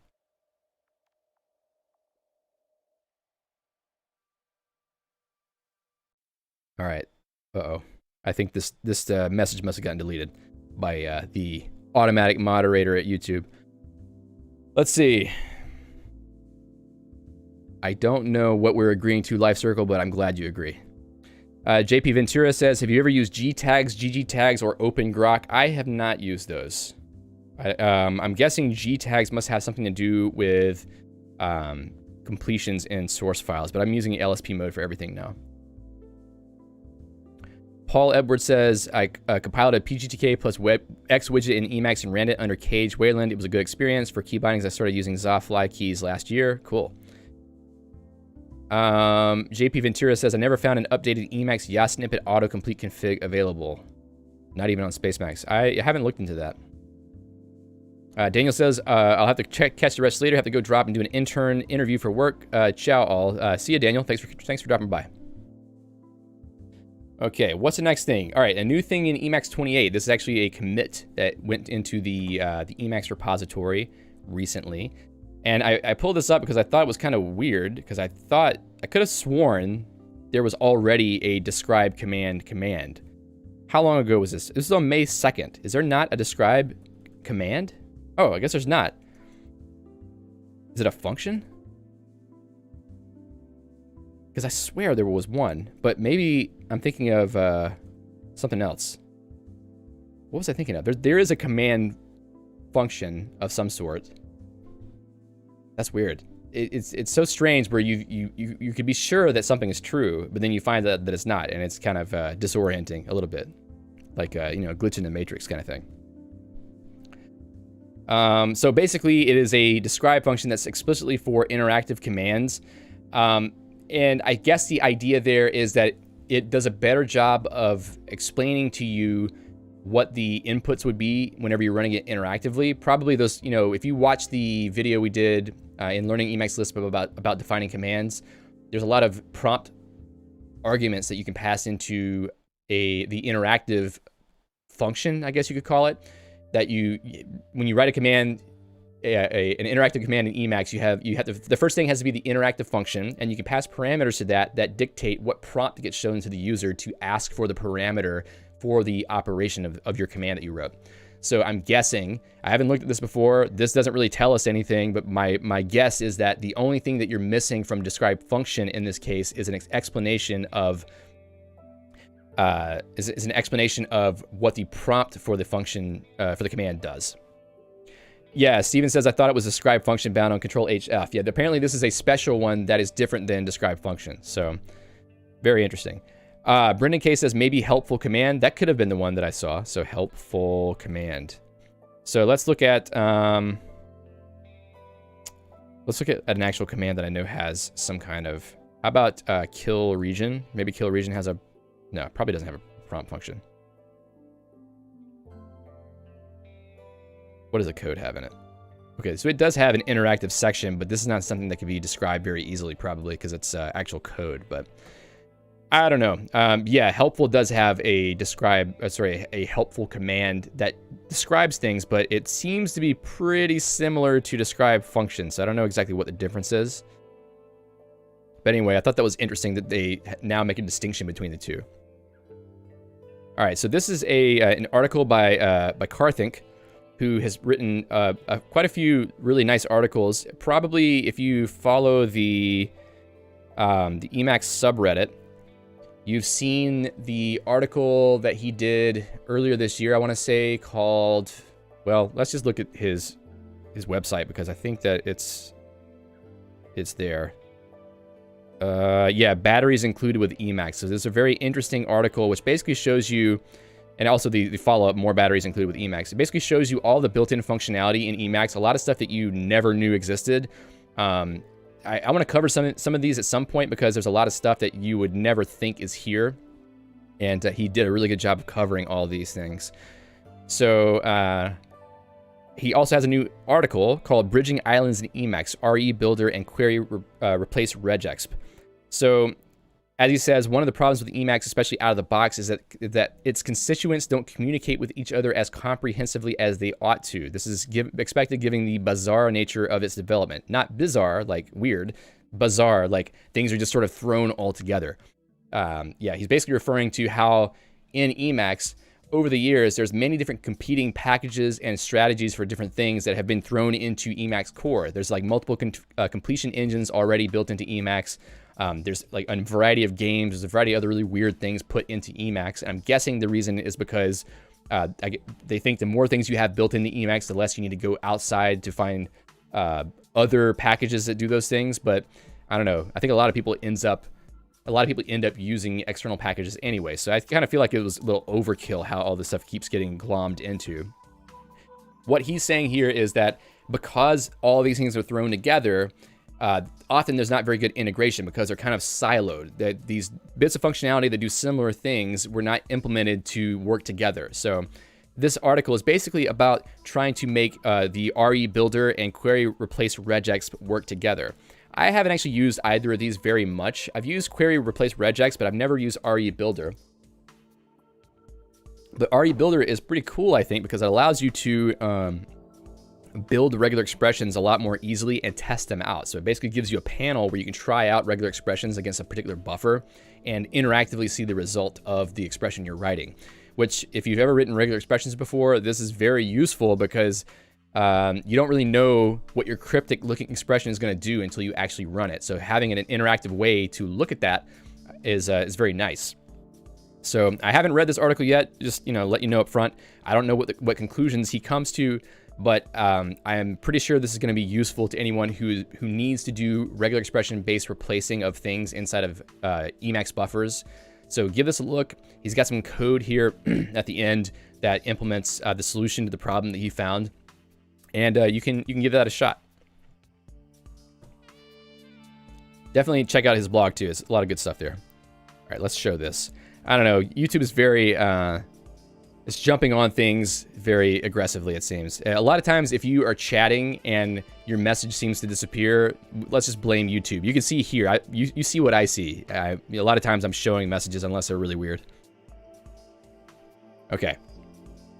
So what else? Disabling outline indentation in org mode. This actually is an interesting thought to me because in the beginning, I liked having my org mode files be indented to the level, or being visually indented to the level of indentation in the file. So if we were to look at my my Emacs config right now, so you see how basically every heading, these subheadings are indented a little bit. I think that's because I'm using org indent mode, which makes the subheadings shift over a bit. The other thing about this is that the text should shift over to a line, but since I'm using a variable width font, it doesn't really line up perfectly because spaces are thinner than other letters. But the idea is that things will be moving over, shifting over to make it look more like a hierarchy rather than just a flat document. The thing about that is that it is a little bit freaky at times. It does weird stuff. Sometimes if you're scanning through an org mode buffer like this that has a lot of code blocks, sometimes the indentation of individual blocks will be shifted the wrong way. Sometimes things just don't line up correctly. It's very strange, and it just feels kind of hacky sometimes. So I believe that the author of this post, Horst Gutmann, is basically saying, I'm kind of tired of this, and I want to just turn it off so I can get it back to having everything be lined up at the leftmost side of the buffer. And I'm starting to see the benefits of that because I'm getting a little tired of things being shifted around all the time when I'm editing my my org-based configuration. So the The blog post is very short. It basically just tells you the 2 settings you need to set, or I guess the 1 setting you need to set to fix this, which is basically to set the org adapt indentation variable to nil, so that it turns this functionality off. Now, you probably need to also turn off org indent. I'm not sure about that, but I would guess that also contributes to this as well. Matthew says, it also makes longer lines uncomfortable to read, in my opinion. Yeah. It looks cool at first, but over time it just becomes a little bit annoying, and I'm considering changing my config to take all the indentation out just to try it for a while and see whether I can tolerate it. I mean, in the past, when I used to write Markdown documents, Markdown docs were never indented like this, so it's not like it's going to look ugly to have them unindented, so maybe it'll be fine. I just need to go and try that and see how I feel about it in the end. If it makes my editing experience for org config files less fidgety, then maybe it's a good thing. Yeah, definitely for literate configuration, this can be a big issue, I've found. Okay, so there's a couple of articles about Emacs as a launcher with Alfred. Emacs as launcher and Alfred replacement. So I don't know if you've ever heard of a program on macOS called Alfred. I don't know if it's on Windows also, but definitely it was on macOS. Alfred is a quick launcher program that is a little bit smarter than your average quick launcher. Basically, the idea is you use a simple key binding and it calls up this prompt that pops up on your screen, and you start typing something in it, and it will give you results for whatever you typed in across a few different categories, like applications you have installed, or maybe your documents, or maybe your emails, various different things like that. So, hey, Alex. So, there hasn't really been anything like that in Emacs per se. Now, Helm does have some functionality like this. We haven't really covered Helm on this channel before, but Helm is an alternative to completion systems like Ivy, and Helm typically has had more advanced functionality along these lines. So I think that this article is basically talking about how to bring a similar experience as Alfred to Emacs using, using Helm. I think that someone else, Alvaro Ramirez, who's actually, I think, a viewer of the channel, wrote a post about how to do that with Ivy. So let's click on that really quickly. So this is from 2018, talking about how to do this in macOS with Ivy and Hammerspoon, I think. Is that right? Yeah. So using Ivy to do that. So there's an example of that if you want to see that structure. No, Helm is a different completion engine inside of Emacs, Alex. So the closest thing that this person found on, let's see, who was the author of this? Matt Duck. The closest thing that Matt found to this on Linux was a program called Albert. But then again, we use Emacs, so we want to try to do more things in Emacs. So no external programs, please, if they're not necessary. So basically, Matt was inspired by Alvaro's post to do this in Ivy and wrote a way to do this in Helm.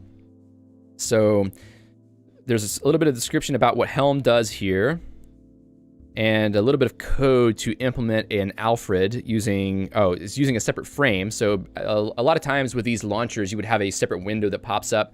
So I believe that Alfred is creating a frame here to display this user interface for Helm in. And then you have to implement multiple sources for Helm to gather information related to the thing that you're typing in whenever you want to use this launcher. So I think he's showing how he implemented multiple commands for different things, like basically shutting down your system, which is a pretty useful thing to do.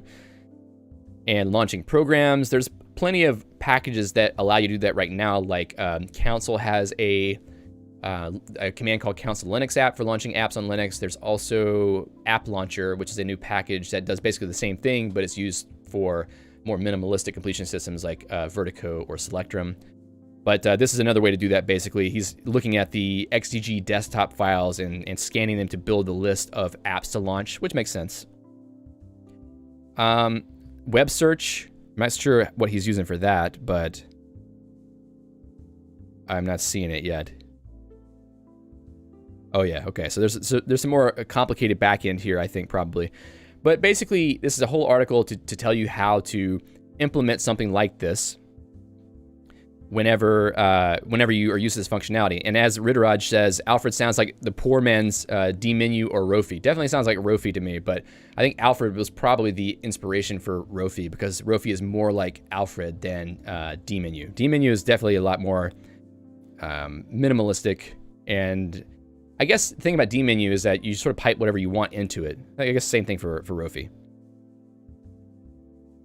Matthew says, I found it was a very rewarding exercise to make my own consult applications, probably shipped with the, oh, so you actually made one. I want to try that then, because that'd be great to have one built in. I don't have my consult config on this machine right now, otherwise I would try it. See, you should have told me you wrote that, because I would have been using it. I would have been your first user, because I need that thing every day. Laurent says you have to index everything for this to work. Yeah, typically you do have to index your files if you want to search across files that you have, but maybe in this example, they're probably using other things that aren't files from their machine. It's just like, you know, power state commands or searching for things online, that kind of stuff. So probably it didn't require any indexing. There's also a second, there's like a follow-up article to this with more information. If you're interested in that, definitely check it out. I'll have the links to these in the show notes afterward if you want to follow up on those. Also, I mentioned the Sway Window Manager before. Someone wrote a package that can integrate Emacs with Sway Window Manager. So for those who don't know, Sway is a tiling window manager for Wayland. And if you don't know what Wayland is the sort of successor to the X windowing system, which is the graphical user interface platform, I suppose you could say, for Linux. It has been for a very long time. Wayland is a replacement in that it works better with modern rendering pipelines, modern graphics cards, etc. Also has more security aspects, which does make it a pain in the ass for some reasons, like if you want to do screen sharing and whatnot, but I think all that's been improved in recent years. So Wayland is emerging as a new standard, but since everything is so entrenched in X Windows or X windowing system, it's hard to get people to just move wholesale over to Wayland. However, for those of you who are interested in Wayland and you like to use tiling window managers like i3, Sway is basically i3 for Wayland. And in this case, we have a package that will hook up Emacs to Sway so that you can control the window manager with Emacs. And I think the idea here for this package is, instead of using Emacs as a window manager, you use a different window manager, and then you have some integration with Emacs to Emacs to the window manager to have Emacs capable of controlling it to some degree. So for instance, if you want to create a new frame for displaying something, maybe make it so that you tell Sway where to place the window somehow. This can be a very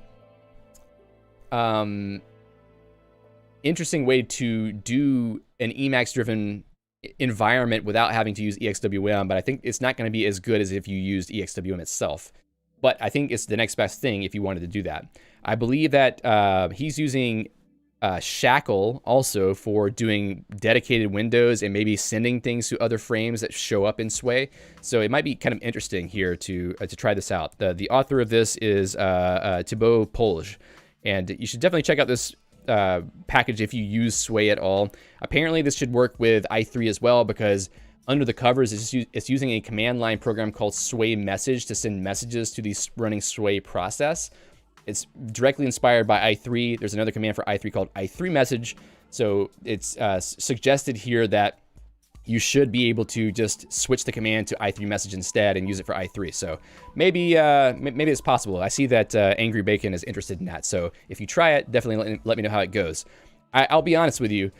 There are certain cases recently where I've kind of wanted to use a different window manager because certain things I want to do, like music production or using music software, is not so great in EXWM because they have so many pop-up windows that it's sort of a nightmare to deal with it with EXWM. So I've been considering having a secondary window manager set up with some other window manager for those cases where I need that kind of functionality, and then just have it set up only for that purpose, because I don't do music production very often, so it's something I can just use every now and then.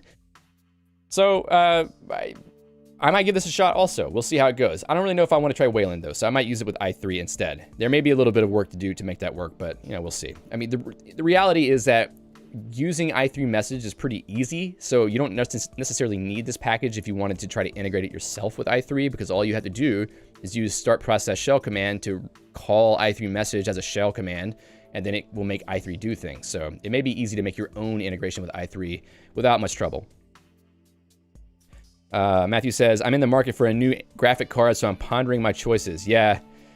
Well, depending on what distro you use, some options are better than others. I would say that right now, NVIDIA is not very good on geeks, if you have any interest in using geeks.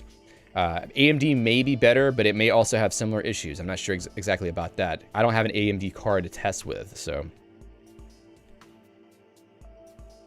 Steven says, I hear you regarding EXWM. I switched back to i3 from EXWM. I'm guessing you mean i3. Yeah, EXWM, I love it. I use it all the time, but there are some cases where it's a little bit inefficient for certain types of tasks. Yeah, Matthew says, I'm moving away from NVIDIA precisely. I think the situation with AMD should be better. I hear that they have better open source drivers, but I have not tried them, so I would love to find out. So Steven uses BSPWM. That's cool. Rich Raj says, I've seen a video about Bongo for music and podcast by Protesilaus. You might want to have a look at that. Yeah, I do want to look at that, actually. I haven't used Bongo yet, but I did see that he made videos about it. I haven't watched them yet. Let's see. Steven says, I found that EXWM was blocking too often. I have that a little bit, but not too much. I guess it really depends on what you're running. So let's see. What's next? Pavel says, I've tried some. i3 is just perfect for me. i3 used to be my go-to, and then I started using EXWM and didn't really look back after that. But i3 is great. Okay, so let's see. I think it was Life Circle. I think, was it you who asked about Emacs list books? Yeah, Life Circle asked about Emacs Lisp books. Well, there's someone's writing a new book on Emacs Lisp now. Apparently, it's a book that was started a while back, but it got put on hold, and now the author, Marcin Borkowski, I think is their last name, they're reviving this project to write an Emacs Lisp book. The rendering of this page is a little bit weird on Qt Browser because I have it set to dark mode, and I think this background image is not playing well. But basically, they say that they are getting back to writing this book, and they are putting the preview up on LeanPub. So if you want to go check that out, I don't know how much is available there already. 30% complete, it says. So you can take a look at this book. I think there's a minimum price here of $20, but that's not so bad for a book about Emacs Lisp. And it's just another opportunity to learn something about Emacs Lisp if you're interested in having a more structured way to do it. However, obviously, it's pretty early in the development of this book, so if you're interested in helping Marcin make progress on the book and review it early for him, definitely go and interact with him about that. Maybe buy the book early, or just send him a message if you want to do some early preview. I'm not even sure. Does he say that? Yeah, I don't know. I can't read all of this to you right now. But anyway, the point is, it's another project in the Emacs community that's worth supporting, I think, because the more resources we have about Emacs and about Emacs Lisp, the better it is for all of us, because we all get to learn more and share more knowledge with each other. The last link I wanted to bring up today is the This Month in Org post. And this is actually a new thing that Techosaur, the person whose config I showed in the last .file detective, it's a new effort that Techosaur has put together for org mode. I think Techosaur may be one of the main contributors to the project now, which is cool. I wish I would have known that whenever I was speaking to him about it. But this is a new blog post series that basically goes through all of the new developments in org mode every month, which is kind of nice to have because I don't have time to go read all of the release notes or the commit log or whatever for org mode, but it'd be nice to know what new things are being added. So there are these new blog posts that you can look at. For some reason, this image is not being shown right now, but there's some plotting improvements with org plot, which is kind of cool. There was a nice graphic here that would show you a few things about it. Some stuff with tables of plotting. There's a style being tweaked here for the HTML exporter, which is actually kind of great because the default style is a little bit hideous, if you ask me. Yeah, the biggest problem I had with it by default is that it did not respect the width of the screen by default. I'm sure that probably Techosaur had something to do with this because Techosaur knows some things about CSS and displaying pages. So I think now probably the pages will be represented more correctly in terms of the width of browsers. There's more exporting improvements. A lot of various different things here. Not worth reading all of them line by line, I think. Miscellaneous changes. What is this is me? Let's see. So I think the motivation for starting this is that Techosaur raised some concerns about contributors patches languishing, like not being picked up or merged or reviewed or anything, and it was not being made clear how long it would take to get a response from someone. So in response to that, there was a new role of contributor steward that's been created to help ensure contributors get a timely response, help out with preliminary patch feedback. I'm getting to the point where my tongue is not cooperating anymore. Sorry for that. And also keep the release notes on updates.orgmode.org up to date. I actually didn't know that was a site. Wow, that's a very nice looking website. I didn't know about it. Benoit, yeah, we probably got another 10 minutes, but you should tell me anything you would like to talk about. I'd be happy to oblige. So, I also mentioned you earlier, so you'll have to go back and see what I said about you. So let's see. Yeah, so this is a really cool page. I didn't know this actually existed. It's mainly just like a list of upcoming changes, help requests, confirmed bugs. What is this software? Woof? Never heard of Woof. Oh, okay. So Bastian wrote it apparently. That's cool. Monitors updates sent to a mailing list. This is really nice looking software. What's it written in?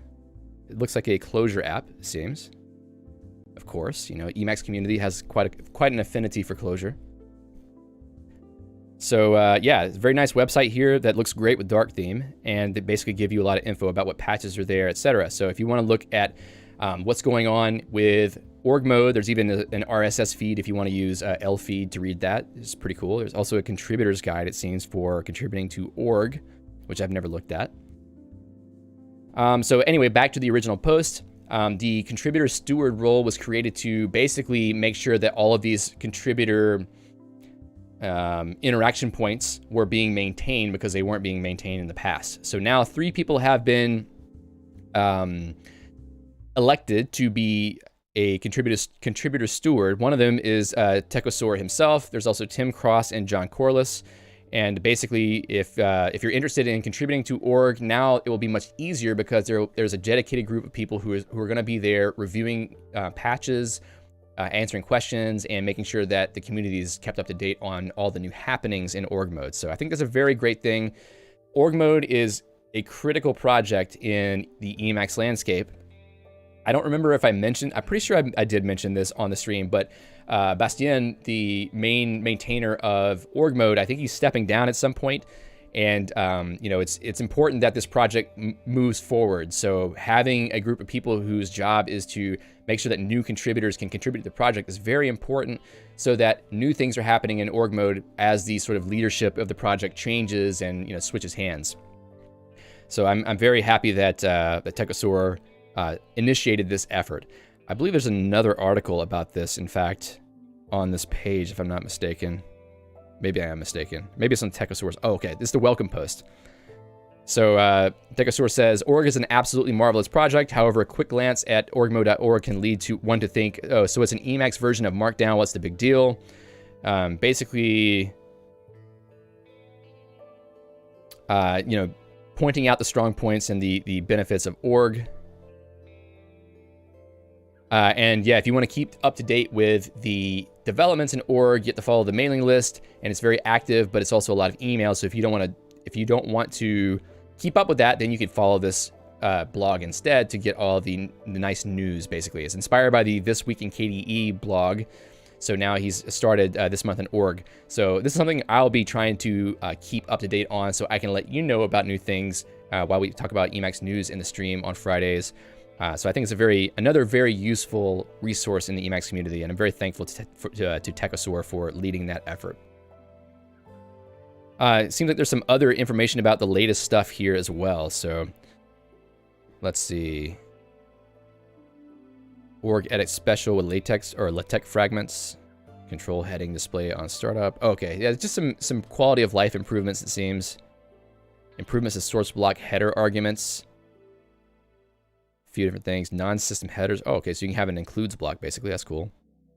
And a 7-year-old bug was fixed in org mode. It was reported that an infinite loop could be triggered in org agenda show new time. At long last, this was fixed by Bastien. That's pretty funny. Yeah, I guess some of these things, you know, people don't scream enough to make it a priority. So if you don't yell, sometimes you don't get your problem solved unless you're willing to go ahead and do it yourself, which is really the best way to do it. Let's see. All right, I think that's it for Emacs news, and we got 10 minutes left, so I'll just, you know, check in with chat, see how everybody's doing, what folks are interested in this week. Let's see. Laurent says, Emacs in org mode forever. Thank you, System Crafters, for your commitment to the community. The best I've seen in decades. Well, thank you very much. I appreciate it. I'm having a really great time making videos and teaching people about Emacs and Geeks, and I don't know, like, it's as rewarding for me to and an educational experience for me making all these videos as it is for me to, you know, teach other people about it too. So we're all learning here. It's kind of a good thing about this process. Manoj says, how is multi-screen support with EXWM? I'm using multi-screens right now. It works pretty well. It just takes a little bit of getting used to, and you have to do some things yourself a little bit. If you watch my Emacs desktop environment series, I do have a video. I think it's called Multiple Displays with EXWM. I can't remember the name, but it's like the 3rd or 4th video in that series, and basically tells you how you can set that up. There's a package that comes with EXWM called EXWM-Randr, R-A-N-D-R, which is able to get information about all available displays. So long as you've used some other tool like XRander or ARander or AutoRander to configure your displays correctly as they're set up, then EXWM-Randr can then put workspaces on every display that's currently available. So it's really just a matter of you setting up your system correctly for that. Benoit says, pre-made configs, I guess you spoke about Doom and Spacemacs and the like. I'm back on Doom for convenience, but this time I intend to update create modules. That's a third path that I didn't actually mention. Because Doom has a configuration system where there can be modules of configuration, you can start with the base Doom config and then write your own configuration modules that you can share with other people. So that could be the best of both worlds if you want to get more in depth with Emacs config, but also benefit from what you get from Doom at the same time. Totally a valid approach, and I think it's great that Benoit's going to do that and maybe contribute some things to the community. Lord Debbie says, I've been having a blast learning YADM, advised for me to explore by another member of the System Crafters community. It's taught me a lot about Get2, and my dot files have never been this tidy. Well, I'm going to shock your whole world whenever we start using .crafter.el all the time. I actually just started using, so if you've been following the Learning Emacs Lisp series, through the whole thing, I've been developing a package called .crafter.el, and that is basically a package for managing your dot files folder, your dot files repository. Let's see, .crafter.el, and it is primarily focused on org-based literate configuration. So I actually just started using it full time in my own config yesterday. I've been busy, so I never had a chance to set it up, but I did just start using it, and it's working pretty well. I'm actually kind of happy with how well it's working at the moment. So if you do have a .files repository that is comprised of org files that generate configuration files, and maybe you have some other separate config files that also need to be symbolically linked into your home directory, maybe give .crafter.el a shot and see if you like it. I think there's one bug that I need to fix right now, which requires you to create the .files folder in your .files directory, which is, I know, a little bit confusing. But it works, and I'm kind of enjoying it. So I think this is going to be something that will grow over time once I add some more functionality. I'm kind of like not adding much to it right now because I want to do more functionality as we go through the Emacs Lisp series. So I'm kind of waiting to add things. But then after we get to a certain point in the series where I finally publish a package, I'll probably start adding a lot more functionality and then also taking contributions from the community. So if you want to contribute to the project, you have to wait just a little while, but then we'll be all hacking on it together, I think. All right. So let's see. Currently, I'm in the process of preparing for a long break that I'm going to be taking, not from the channel, but I'm going to be going to Greece for 6 weeks in the middle of June. So basically the middle of June till the end of July. So I've started preparing for recording a whole boatload of episodes of System Crafters to post one each week while I'm gone, so I don't have to actually record new episodes. However, I do intend to try and stream every week the same time, in theory, the same time that I normally do, and see how that works. We'll see how that goes, but I wanted to try to get some things done in advance. What I'm doing with the pre-recorded videos is basically continuing a lot of the series that we're currently working on, and I'm also starting a new series that will be kind of helpful in this process for me because I can do shorter videos, which is going to be called Mastering Git with Magit. So we're going to do a full series talking about how to use Magit to do all of the Git repository operations that you need to do. This thing could do a lot of stuff, and it's very efficient, and it's really good to know how to use it effectively. So I am excited about doing these videos because it will give me a chance to sort of like focus on what I know about it and try to codify that and share it with other people, so I'll learn more at the same time. And then I think a lot of people from this community will probably benefit from it because it is one of the most important packages in Emacs right now. I think it's very critical to my workflow. I use Magit. I use Magit probably 100 times a day at least. So yeah, once you learn it really well, you'll never want to use Git any other way. So I'm excited about getting that series started. And then once I get back from the trip, I'll try to mix in that series with other series that I'm doing as I normally do, basically. Pavel says, I think I learned Git after a couple of cases like someone committed and deleted node modules to the repo. Yeah. Well, that's the thing with contributing to projects with other people. Sometimes you have to deal with the weird mistakes that they make.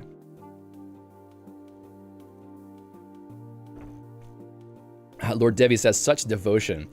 Well, you know, I would feel really bad to just disappear for 6 weeks and not have videos along with the streams that are going on, because I like making videos, and I think that having continuity in the content is really important to sort of keep people engaged and keep people excited about Emacs and about what we're learning here. So there's no way that I would just let it drop off completely, because even for me, it might be hard for me to start back up whenever I get back. So I gotta make sure that I'm focused in, and you know, I keep on the whole process here.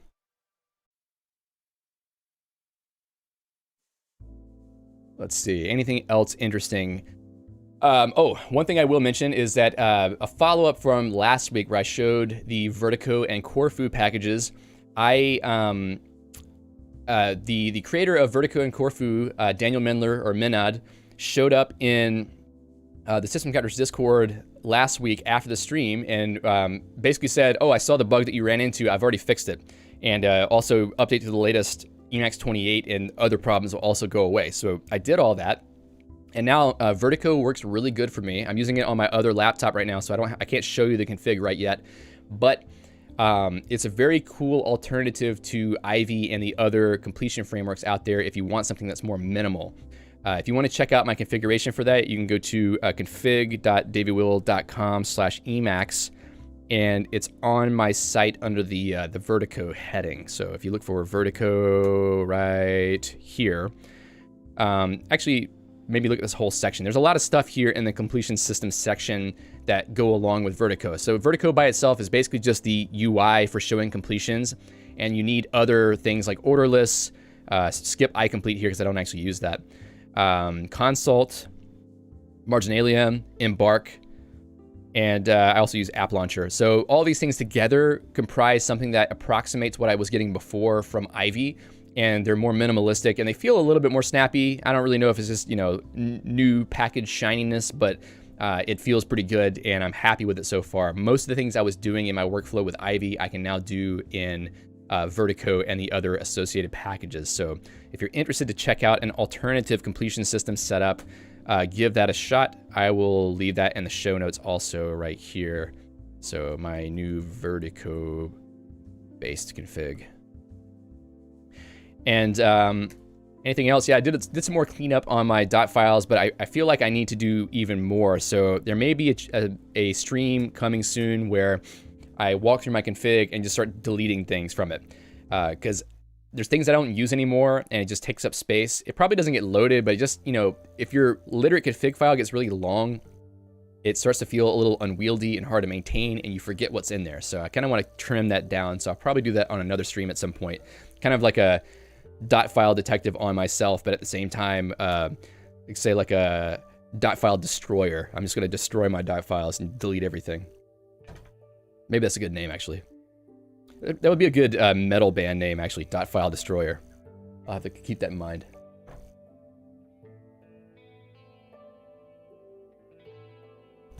Laurent says grease.el. That would be an interesting package.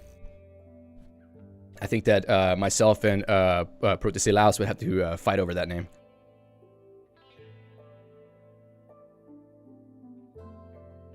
All right.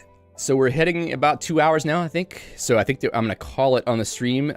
So before I go, I want to just say thank you to all of my sponsors. I actually tried to update the screen today, and there's so many new people that joined since the last time that I had a hard time fitting you all on the screen. So the next time that I record a video, I'll have this finally up to date. But it's a good sign, if there's more people joining and it's hard for me to maintain the screen anymore, it means that the community is growing and people are finding what I'm doing useful. So these people have decided to support the work that I'm doing, making videos about GNU Emacs, GNU Geeks, and I'm very thankful to all of them for deciding to support the channel in this way. If you're interested in supporting the channel, definitely check out the links below in the description. I'm on both GitHub Sponsors and Patreon. There's also the ability to do one-time tips on PayPal and on GitHub Sponsors now. There's also a page on systemcrafters.cc that has more information. I think that link is also in the description if you want to check that out. And if you don't want to support the channel that way, it's also very helpful to like this video and share this video with other people who might be interested in it. The more people who find out about this channel and watch these videos, the more people will have to talk about all this cool stuff with. So it'd be very cool to have more people finding the channel, I think. Steven says, can you and Prot do a joint stream? I have not actually spoken to Prot ever, but I would like to talk to him because he's got a lot of very interesting ideas and has a very philosophical approach to Emacs. So I think he and I would probably have a very cool conversation. So I think, yeah, that would be cool. Matthew says, make an image magic script piloted from your Emacs to make a new image. I actually started doing that with Guile Scheme and what are the libraries for that stuff? Cairo and Pango. I started writing a script for that, and I do actually have it halfway working, but I never got back to it. That's another thing I'm actually thinking about doing as live coding on the stream, is getting back to my image generator. I actually was generating pretty close to the same thumbnails as I used to use maybe some months ago. So it's kind of interesting to make a script for that. But yeah, I'm already on that. I need to do that because I can't keep updating this by hand. It's really a pain. Yeah, Pekka says, prepare to use a smaller font. Yeah, I'm already going to have to crank that down. It's already, slightly unreadable at this point, but it's going to get worse. I might have to do a different approach altogether, like some kind of scrolling thing or something, but that's a problem to worry about later, I think. All right, thank you all for being here. I really appreciate all the engagement, all the chat, all the feedback, and all of you for here, just watching me talk 2 hours about Emacs. It's a great thing to be able to, have a community of people who are interested in hearing about all this, because as you can see, I can literally talk about it for hours. So it's a lot of fun for me. So I hope all of you have a great weekend. If you have any comments or any thoughts about what you'd like to hear about in future live streams, please feel free to leave a note in the comments or come to the System Crafters Discord. There's a link in the description, and come chat about it with me and the other members of the community there. And until next time, I think we'll have a video. on Emacs this week. I'm pretty sure that's the case. Yeah. So until then, thanks a lot for watching, and we'll see you next time. Happy hacking. Thanks.